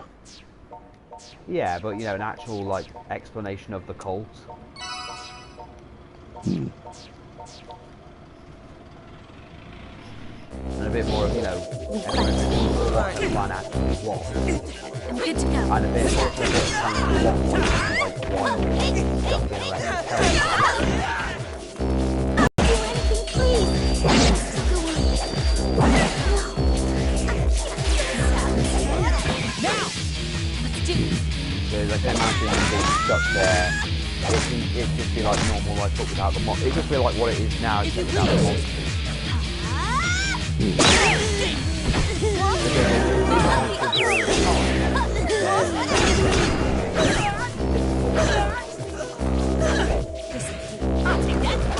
Would have probably killed everyone.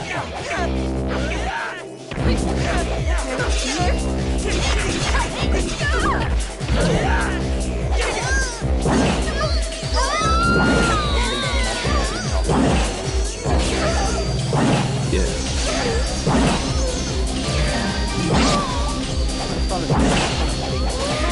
That's a, like a 7-year period is a big bit.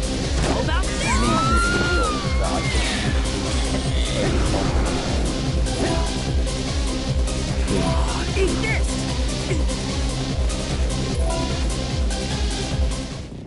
Hmm.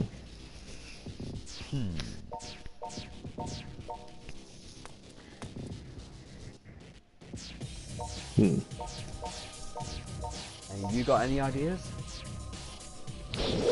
Yeah, I'm just thinking.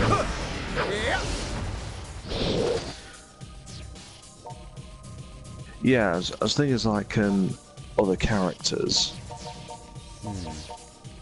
Yeah. We fight. They don't get in the way too much. Yeah. There's like I was thinking there's like one guy who's like pretty hostile. Oh yeah. Who doesn't appreciate like Harry asking too many questions. If you please. Yeah, I mean we can't have too many because you know adding too many people is detriment. Yeah, the isolation thing is very, very, very important. Hmm. So I think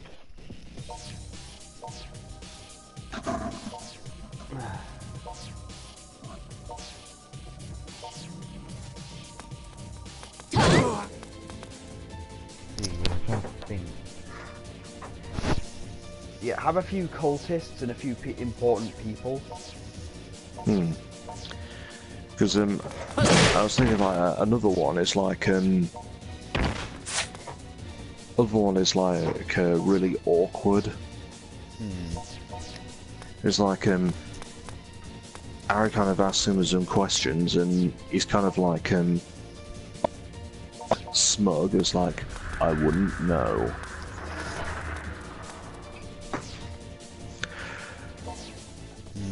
You know, translated as fuck off. Yeah. Hmm.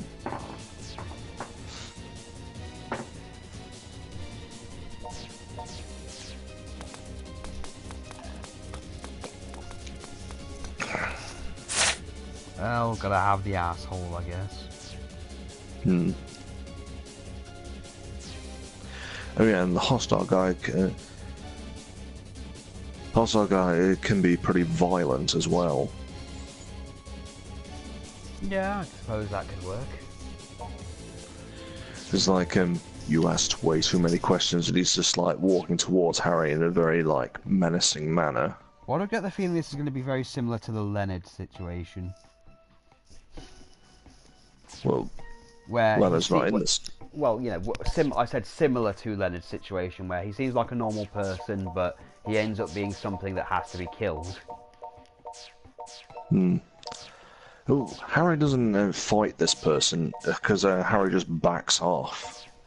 No, but I think Alessa has to kill him, or one of the monsters she creates has to kill him. Like maybe one of the bosses. Well, yeah, he'll obviously die.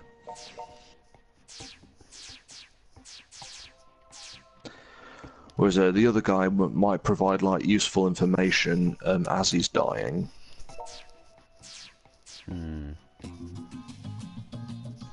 Well, they could throw things in to like throw them off trusting Dahlia. Because it seems like the cult just does not trust each other, to be honest.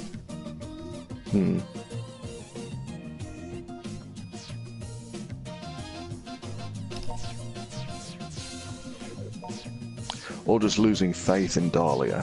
Well, yeah, I mean, like, this should have been something like this should have been an easy thing.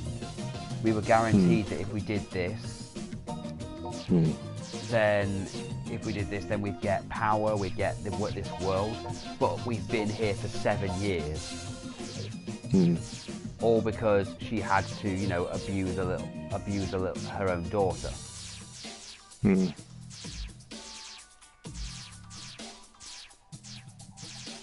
And that since being stuck in there, Dahlia's gone a bit more, you know, untrustworthy. Like her behaviour and her plans seem to be, you know, seem to be a bit, well, against the best, what the group was, what they were promised. And they don't feel that even if they get out, that Dahlia is going to, you know, be fair to them. Yeah. Like Vera's disposed, like if she could do that to her own daughter, what could she do to us? Kind of thing.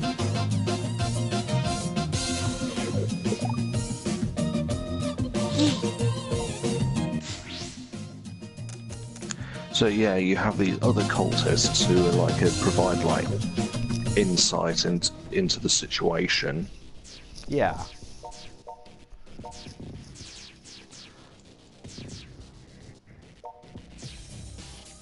Don't really play a major part. They're just there to Just actually like not add out the gameplay so much, but add a bit of narrative. yeah.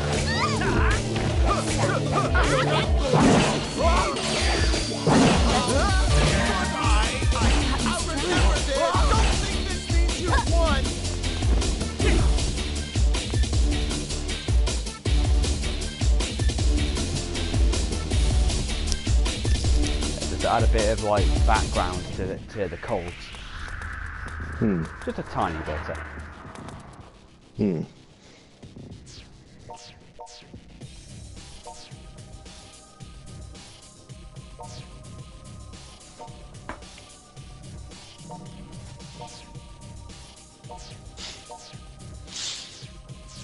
How could I? Yeah, a few more things, a few cutscenes here and there to explain Alessa's thing, a bit more characterization of Cheryl. I think there should also be flashbacks here and there. Yeah.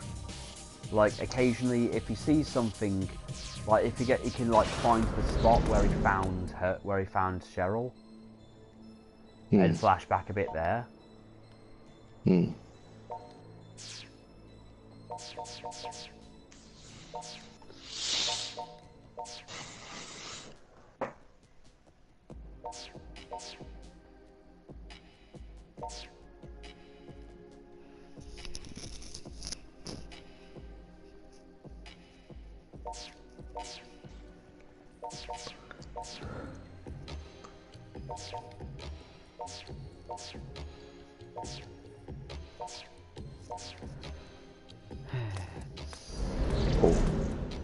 How about a flashback to the moment where Harry found Cheryl?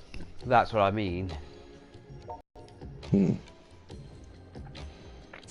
that. There could also be other cutscenes, like when he's at the school. Like you can have flashbacks to when he first took Cheryl to school and stuff, or when he goes through certain houses, like certain areas. It just gives him flashbacks to redo his fatherly, you know, duties. I mean, you know why they never really had Harry as the main character in the movie, right? Because they thought he seemed a bit too feminine. Well, apparently a lot of it was down to the fact they wanted an actual female lead, and they thought the concept of a father going to save his daughter didn't seem realistic. You know, as if a father could never love their child in the same, enough to do the things Harry's done. Because, the whole point is Harry goes through hell in order to rescue his daughter. And in the end, he basically gets a kind of a different Cheryl. Sounds like the creators had daddy issues. I think there's a lot of issues, but, the thing is that they replaced him with Rose because they wanted a female lead because I think Phalos said that he thinks it's literally because they wanted to push the mother is God in the eyes of a child line. Though then the studio also wanted a male lead, which is why you have Sean Bean doing literally nothing.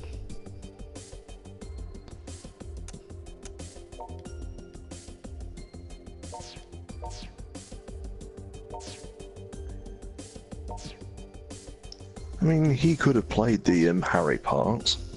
Well, he pretty much does in the second movie. It's just that the second movie completely contradicts the first. I know that it's not a very good movie, but if you're going to stick to a continuity, have a new continuity, at least stick with it. Yeah, and then right at the end, they turned him into James. Yeah, except he didn't kill Rose. And so it doesn't work. Yeah, it just doesn't work, and they literally just got him out of Silent Hill. I mean, you got to think if he could have escaped, he probably could have gone off and tried to find her anyway, because you don't really know where she is during all of this.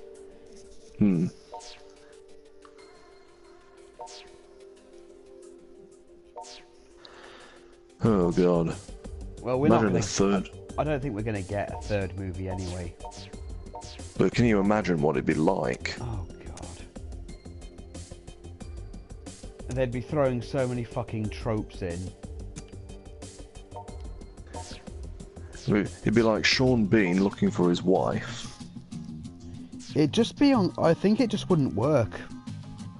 Yeah. And instead of Rose, he meets Rosie. Oh god, yeah. It's just like the actress who plays Rose, but she's like a completely different, fun-loving person. So we get our Maria stand-in. Yeah. And then, and because we saw that prison van, we might run into Murphy Pendleton, who's there for no reason.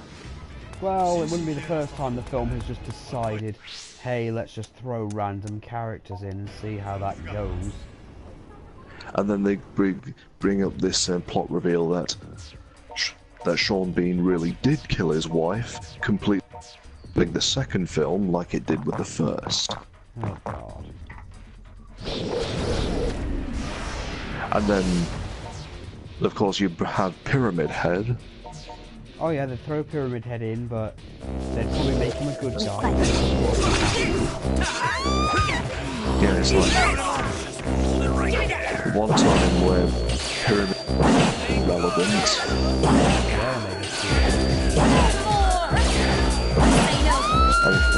Yeah, it was like, well, hopefully we can't make those anymore.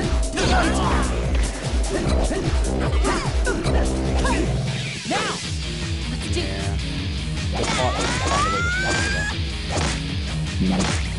But yeah, if they remade the first game, no Pyramid Head, no real references to the second game at all. Unless you do a teaser at the end after, or like an after credits scene. You get away with a whole thing, like a car driving into the Silent Hill after it's all done. And suddenly it starts to fog up, and then you hear Mary. And then just end it there. You don't even need to see James. You just have the bit where Harry goes back home, and maybe in the credits just show him getting back to the house, and even just for a plot twist, why not have a whole thing where he starts a relationship with Sybil? No. Okay, I just thought I'd throw it out there. I know. I'm sorry, but I do not approve of that shit. Okay. They at least stay close friends, though, because, you know, an experience like Silent Hill, she softens up. She's got to at least soften up a bit towards him and know that she's got to report this thing. So she at least takes him back home, and then they have like a little cutscene where they're like, well, this is going to be fun to explain. And like, you know, are you going to be okay? And she's like, oh yeah, sure, I'll be fine. I mean, I've got to explain to my superior what's getting to Silent Hill and finding monsters and cultists and drug and stuff, and then like Harry can like hand her like some of the books he's picked up, like, you know, with as evidence like of the drug. So she doesn't get to go back empty-handed. And that's when they go their separate ways. Yeah, they go their separate ways, and then it just ends. And then Harry's just like, well, now I've got to figure out what to do, you know, what to do here, while he looks at the new baby Cheryl. And thinks about, you know, being told there's more out, you know, be careful, there's more out there. And then, you know, that just ends. Yeah. And then you have the rest of the credits, everything's all good and dandy. And then you can just have your plug for Silent Hill 2's story, which then they wouldn't even have to do, to be honest. It'd just be a connection to it.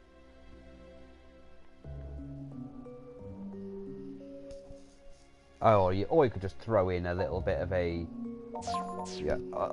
reference to Silent Hill 3, where you know, it pans to a few years later, and then Claudia is now the leader of the Order, and she starts hatching the plan to try and get Cheryl back.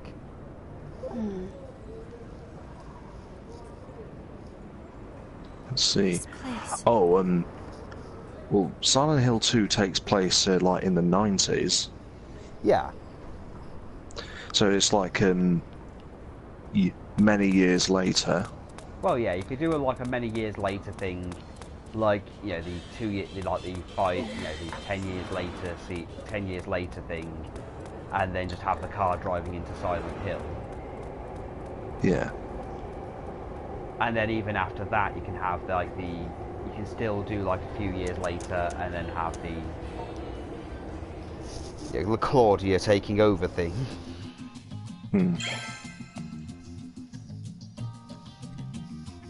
Claudia, you're stupid and your religion is crazy.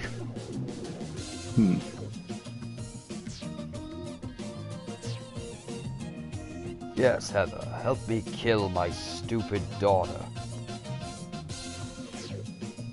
Okay, you're seriously not worried about me wanting to kill my own progeny.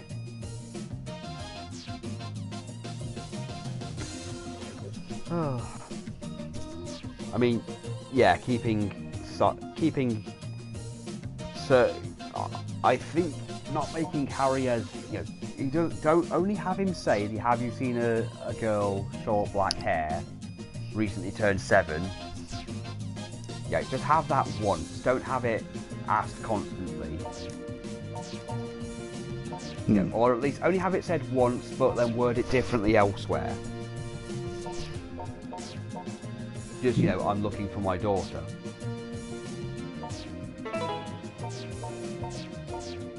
And then if they ask what she looks like, just, you know,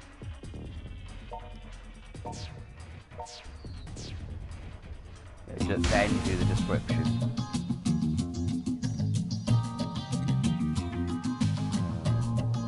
So new weapons, one new enemy, one new area, I suppose, would work.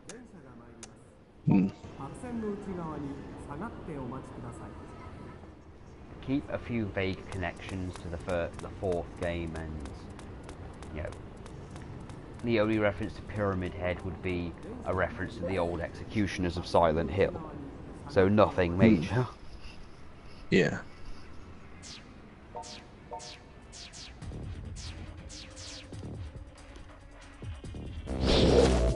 We fight. I'll take that.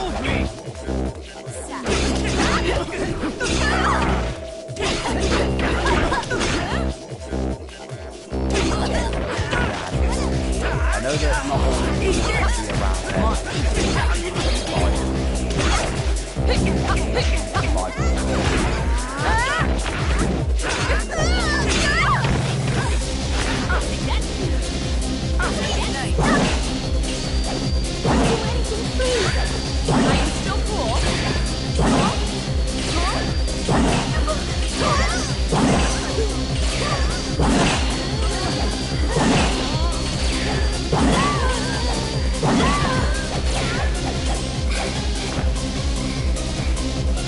How about this?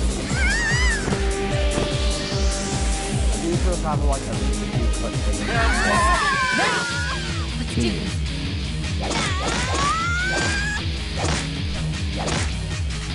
Like nothing major, nothing like nothing big, just like I get hit, like when he's like first Come on.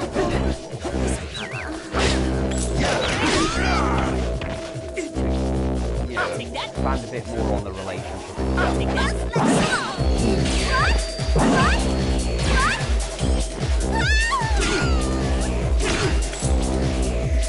Let's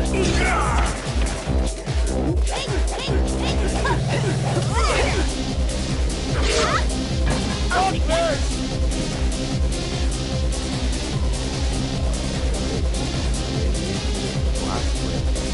There isn't really much else to be honest.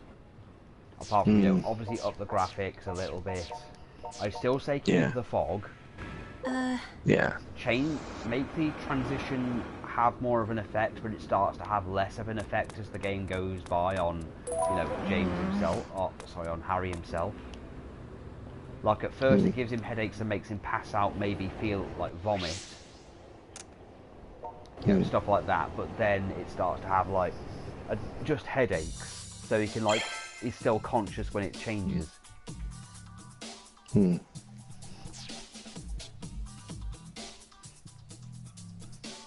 Yeah, just small time stuff.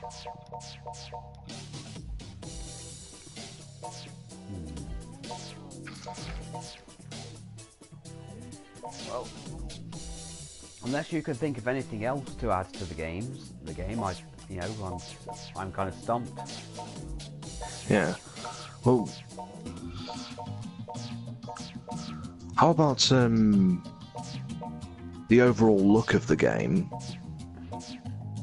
I think it still needs to say in the 80s. I think there needs to like have that whole feeling of it's clearly not a time when mobile phones were a thing. Yeah. So Harry can't rely on that. The cars need to have that. I know it sounds weird, but the cars that have that whole box look to them, you know how chunky old cars used to look. You know, something like that. So yeah, yeah, because I remember the cutscene from Silent Hills. You know, I like the look of the town in that. Yeah.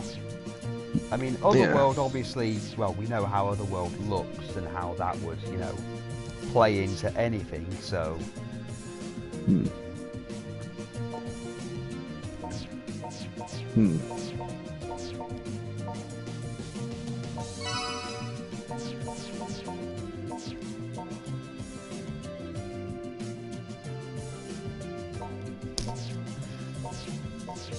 So, yeah, I think the Otherworld just needs to look horrifying, does still need to look as horrifying as ever. You know, it wouldn't be Silent Hill if it did. But I think it should have more significance to herself, or to Alessa herself, or have it like, or just have it that it's, you know. Just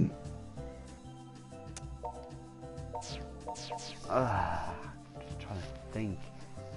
I think it should have some connection to both Cheryl and Alessa. Yeah. Or maybe even to a point where there are certain clues that they had similar interests.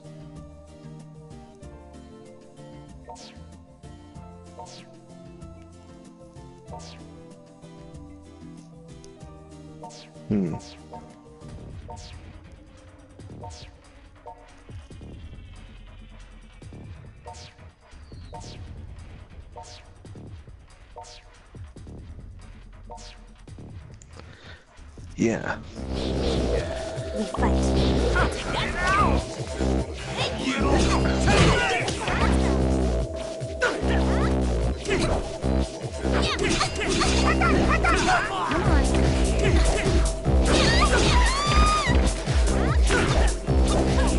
Now! Let's do So yeah, the rest of the time I think it's still been done in the time when approaching. The 70s. Yeah, basically, yeah. Like, So it was like the 70s style cars. But we won't go too detailed into fashion either. no, nothing like that. Just like the way the shop was, the way the cars look, the layout of the house.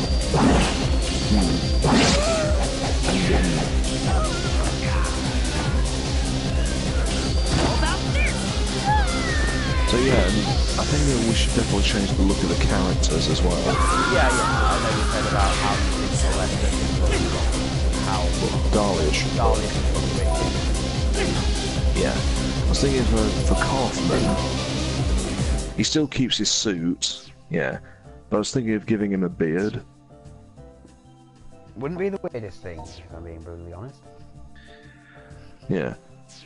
Maybe a beard and glasses. Yeah, maybe. Hmm. I mean, to be fair, they did change the way in the new Resident Evil 2. I think we should also, we've been the reason we're doing this, I think we should point out, is because Resident Evil 2 did change a lot of things, but still kept the spirit. Because Ben, I know you didn't see much of it, but Ben in the new one is dramatically different from what he was originally. If you remember, Ben had like, I guess by the standards of the 90s, he had like ginger hair. Like short ginger hair, and he was very, you know, oh, I'm in this cell because I want to be, because it's the safest place in the town, in the city. In the new one, when he sees you, he's got grey hair in like a ponytail. Because he looked in glasses and stuff. And he's like, oh, fellow human, hello, fellow human. Are we the only? Is it just you and me? No, there are others. That's good. Unless Iron sent you. Iron? The chief? Oh yeah, he's the person who put me here. I'm sure he had a good reason. He did. I was about to blow the whistle on his rad ass. And then he's actually asking Leon to bust him out of prison. Like, could you just bust me out of here? And then the tyrant gets him. So I think you can change a few things about a few characters and looks, is the point I'm trying to get across. I mean, hell, even Irons has a few changes. Yeah. I mean, he's got like grey hair now. Yeah. Or yeah, and for Lisa, she is wearing like a 70s nurse outfit. Well, actually, there was some significance to her outfit to begin with. Her outfit was not one that nurses would ever wear, because it seems like the entire point of Lisa's character was that she wanted to become a nurse, but she was put in a position where she'd never become one, because she became one at an age when she really shouldn't have been in the first place, and Kaufman manipulated her because of her, her young aspirations.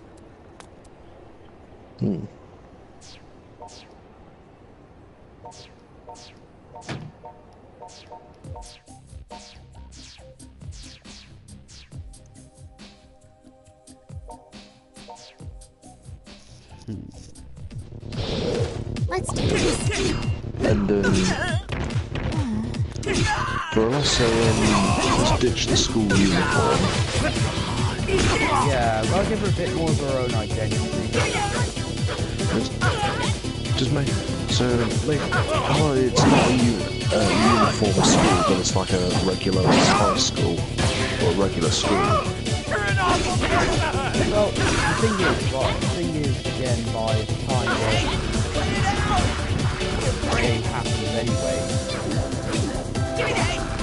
at that age,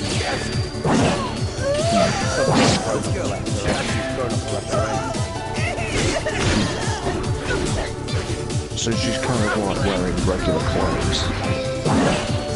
Yeah. Have her own clothes.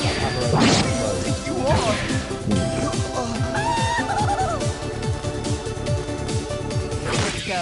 Hold him down, minion. Hey. Not sure what to do about Harry. I don't think Harry needs to change much. Yeah, give him like All right. I'd say make his jacket like a brown leather jacket. Yeah.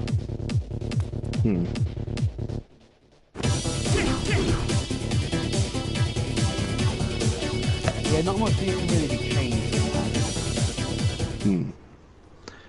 So to make his hair a little bit poofier. Yeah. It was the with 80s it, after all. yeah.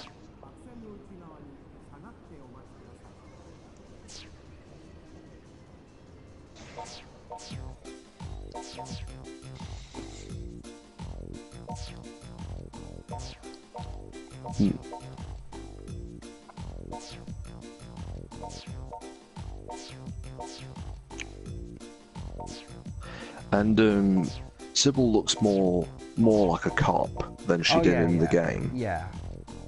Also, give her a bit more of a when you play as her, if you had that, give her a few more options, like not just a gun, like give her a baton and a taser. Yeah. Like stuff she'd actually have.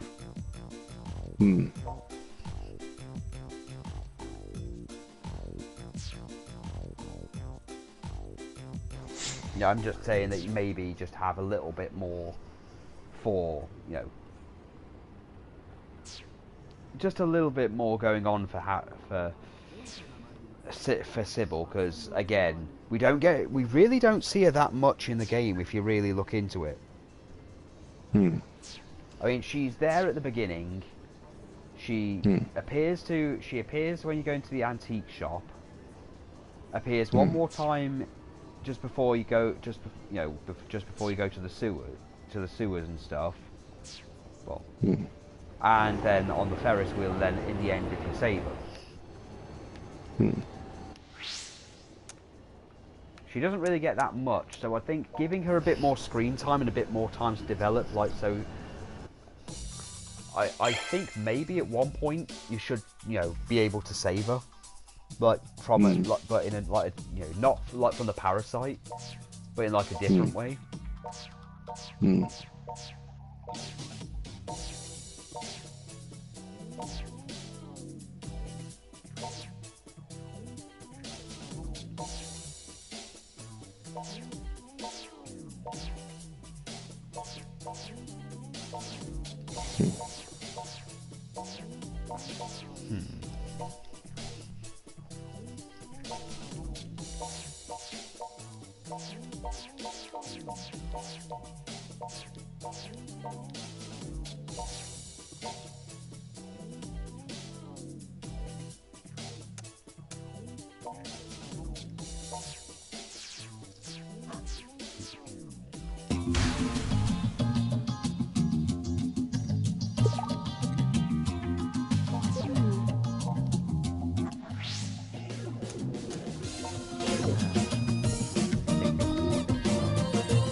I think we need to give Sybil a reason to trust Harry as well.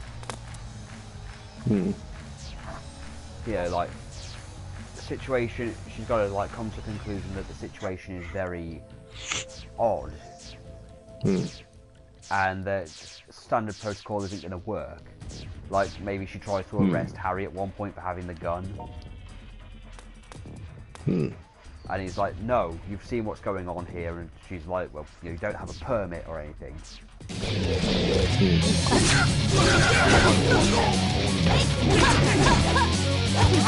Now! Let's do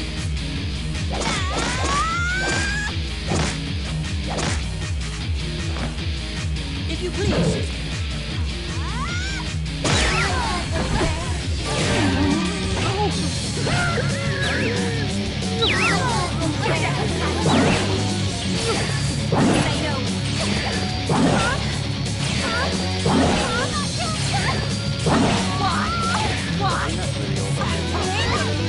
Apart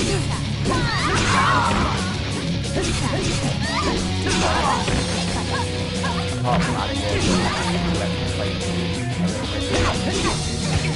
Like no one gets in. I feel like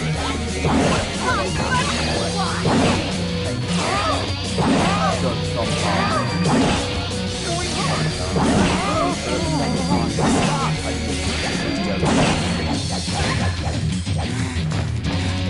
Just explain a few things. How about this? A very poor job of explaining to newcomers what's going on, especially new ones. You've got to find a way to hide it, you know, actually play it.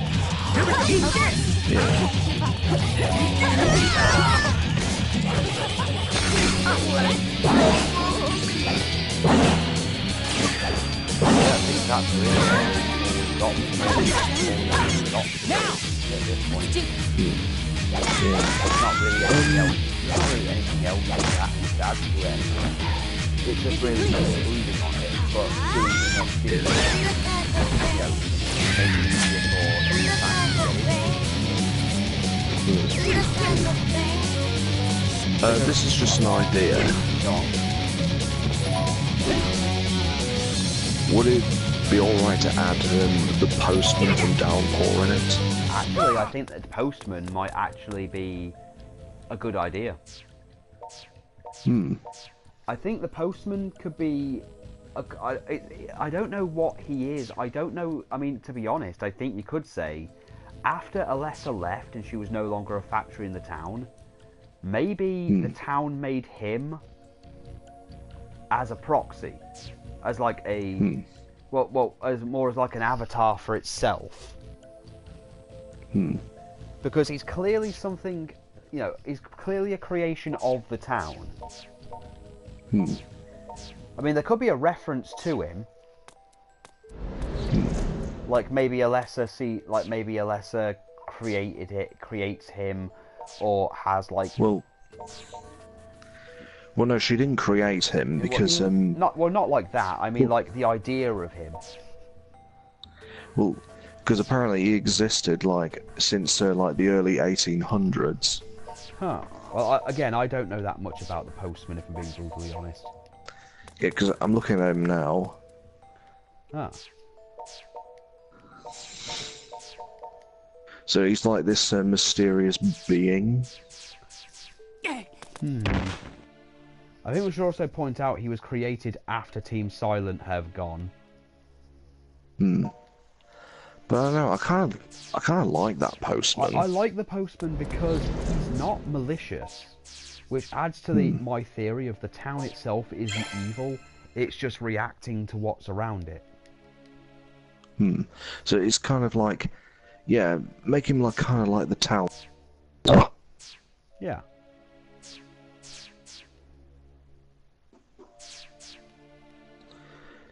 You know, because so he kind of like speaks on behalf of the town. Yeah. I mean, you could have little scenes with him and Alessa. But, like, they're not in cahoots or anything. He's just, like, giving somewhat of an opinion.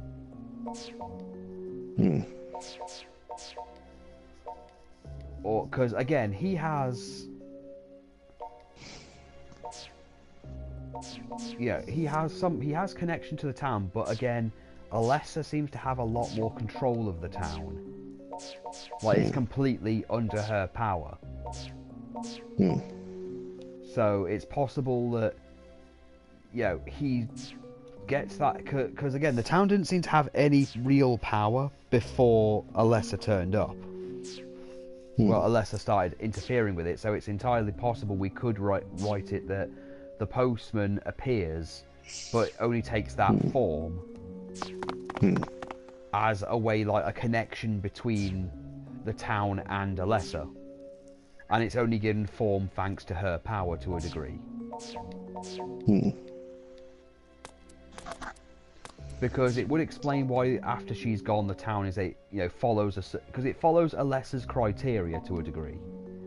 That it doesn't harm innocents and children. Because if you noticed that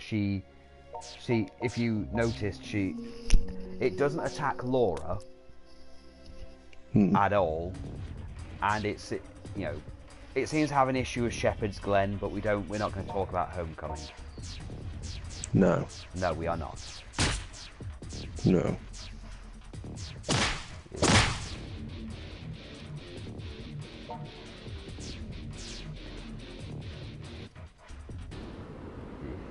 Homecoming.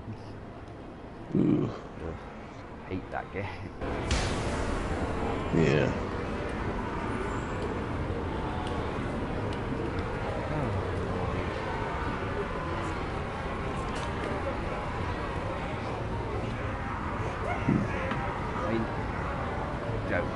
Don't get me wrong, I get that we're trying to milk the franchise long after it's dead, but what they got away with. Homecoming was just ridiculous.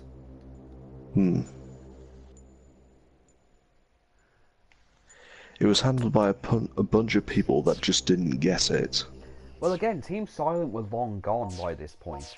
This is why they're saying Konami should make another Silent Hill. The problem is, again, they would have to go through the originals, like the original trilogy, what I'm going to call the Golden Trilogy, because I'm of the theory that the series could, the first 3 games, you could have started and ended with.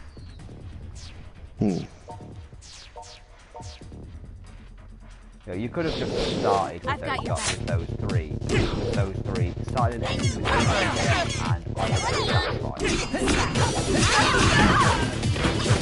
No real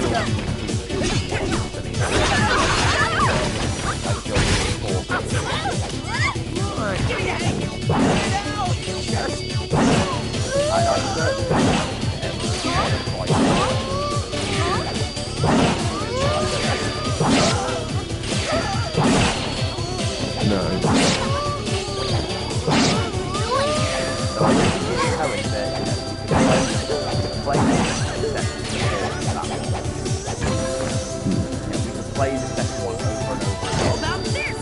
Even though we know what's going to happen. We know that James is the bad guy.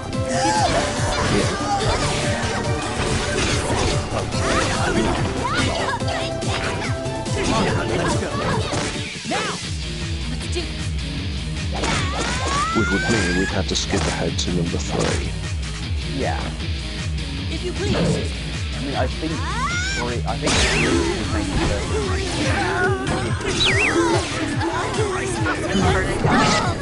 but I don't trust anyone to do it.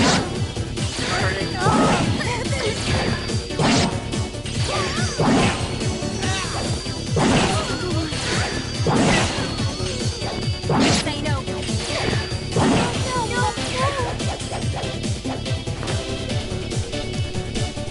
How about this?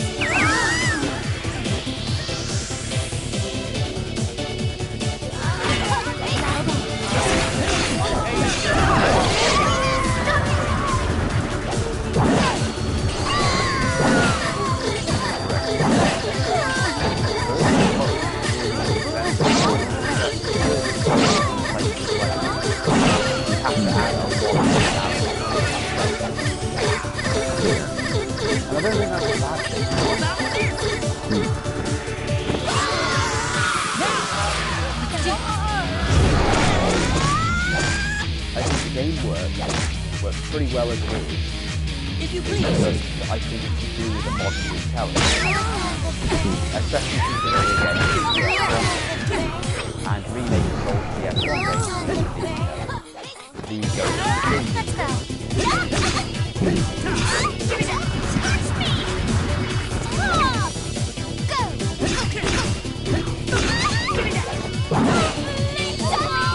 oh, that's a bad one. Again, Silent Hill 1 and 2. One has so long not play novel that was never released outside of Japan.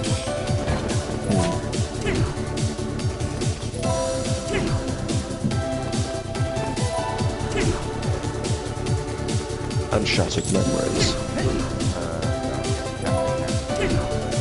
I forgot all about that. I mean, I know we didn't talk about that yesterday, but I just don't feel there's anything to, you know, there's nothing to say. Hmm.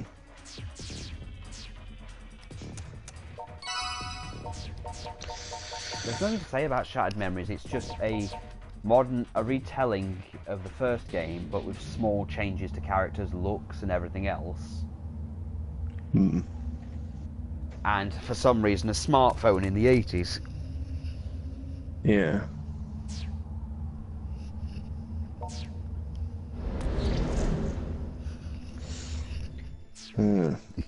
Where would my brother have gotten a smartphone in the 1980s? I barely know what a smartphone is. Hmm. Oh, and of course the psychoanalysis stuff that also, for some reason, James Sunderland turns up. Because, of course, he has to. Hmm.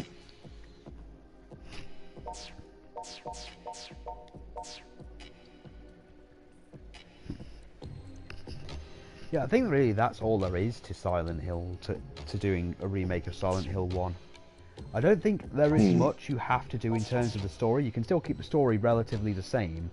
Just add a few new characters to add some narrative here and there. Hmm.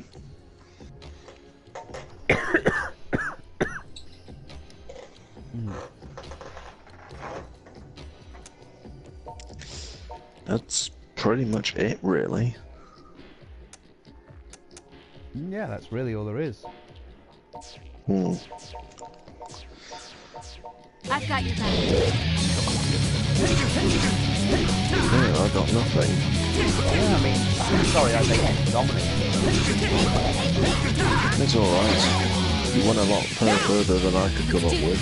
Well, again, I'll be honest, as I've said before, I spent years going through Silent Hill. It's literally like a passion project to do Charlotte. Again, I love the first game, I love the second game, that. But the first game, you know, it has its own charm. It's its own distinct thing, and that's the thing I love about it, is that the two games are so dramatically different. That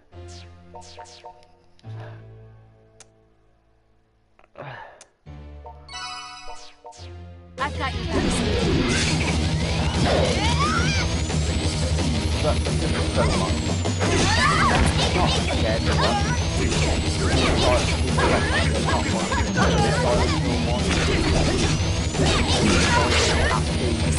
I know it's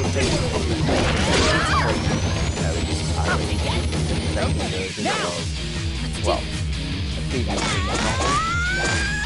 Yeah. I think that's the appeal, to be honest. If you please.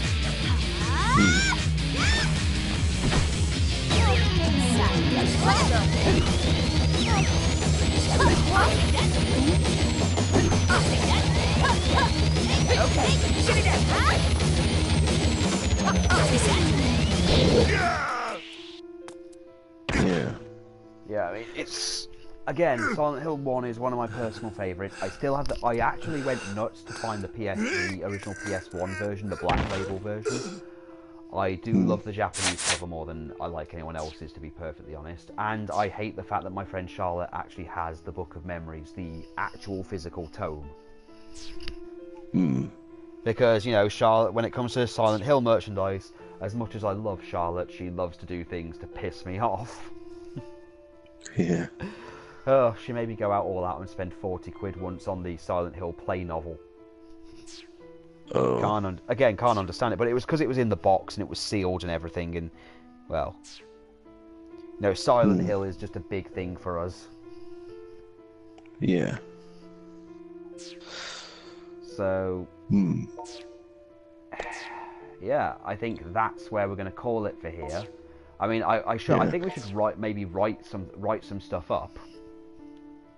Yeah, I think it's like write the dialogue for the cutscenes. Yeah, I actually wouldn't mind doing that. I wouldn't mind collaborating with you if you'd be okay with that, like coming up with some ideas.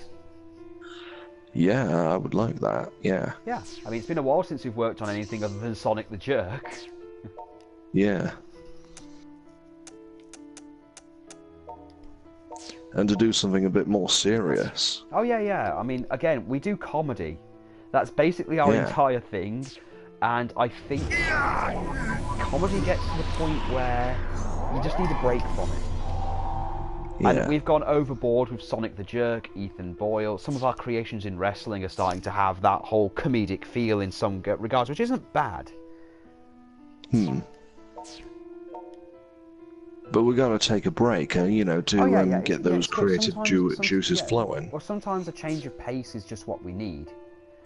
And that's why I go from occasionally watching something stupid. I mean, when it comes to my anime habits, I'll watch something like My Hero Academia, and I'll just be like, and I love My Hero Academia to pieces. I love its story, I love its characters and everything, and it's a very serious anime for me. But then sometimes I need to get away from that, so I'll pick up Panty and Stocking with Garter Belt, or Puni Puni Poemi, or Excel Saga, or something silly, and watch that. Yeah. I mean, last night I needed a little bit of a break from everything I've been doing video game-wise, like Resident Evil 2, so I sat down and watched Princess Bride with Liz. She liked it, by the way. Oh, that's good. So, yeah, I think this is where we're going to call it. Thank you for the few viewers who did pop in here and there. I did see the thing coming up saying some people were watching. I feel we can get a better thing out of this. I'm actually going to talk about this project with this idea with my friend Charlotte. See what she thinks of redoing the first one. I'm sure it's something she'd actually like to read at some point, and hopefully if we do put this up on Facebook at one point, like a script or something, I hope it'll be okay to tag her in it so she can have a read. Oh yeah. Because Silent Hill is we're actually part of a group on Facebook called the Silent Hill Historical Society, where we share all kinds of we share all kinds of information. Well, there's a group of people that share all kinds of info, like rare stuff going on eBay, like James's jacket, which Charlotte has one. Damn her and such. All right.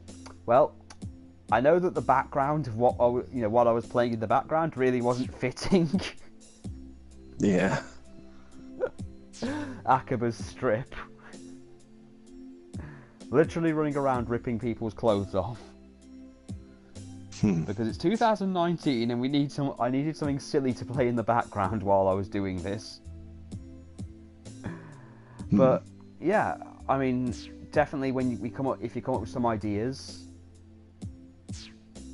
definitely let me know, and we can collaborate. I'll boot up the laptop and I'll even try and come up with some ideas for some characters and like some cutscenes, maybe even some symbolic monsters if necessary. And we're going to leave it here for now. So thank you for joining us on this second podcast, and we'll see you all soon. We'll have a different topic next time probably, and Ollie will probably be with us next time. Yeah. Well, bye.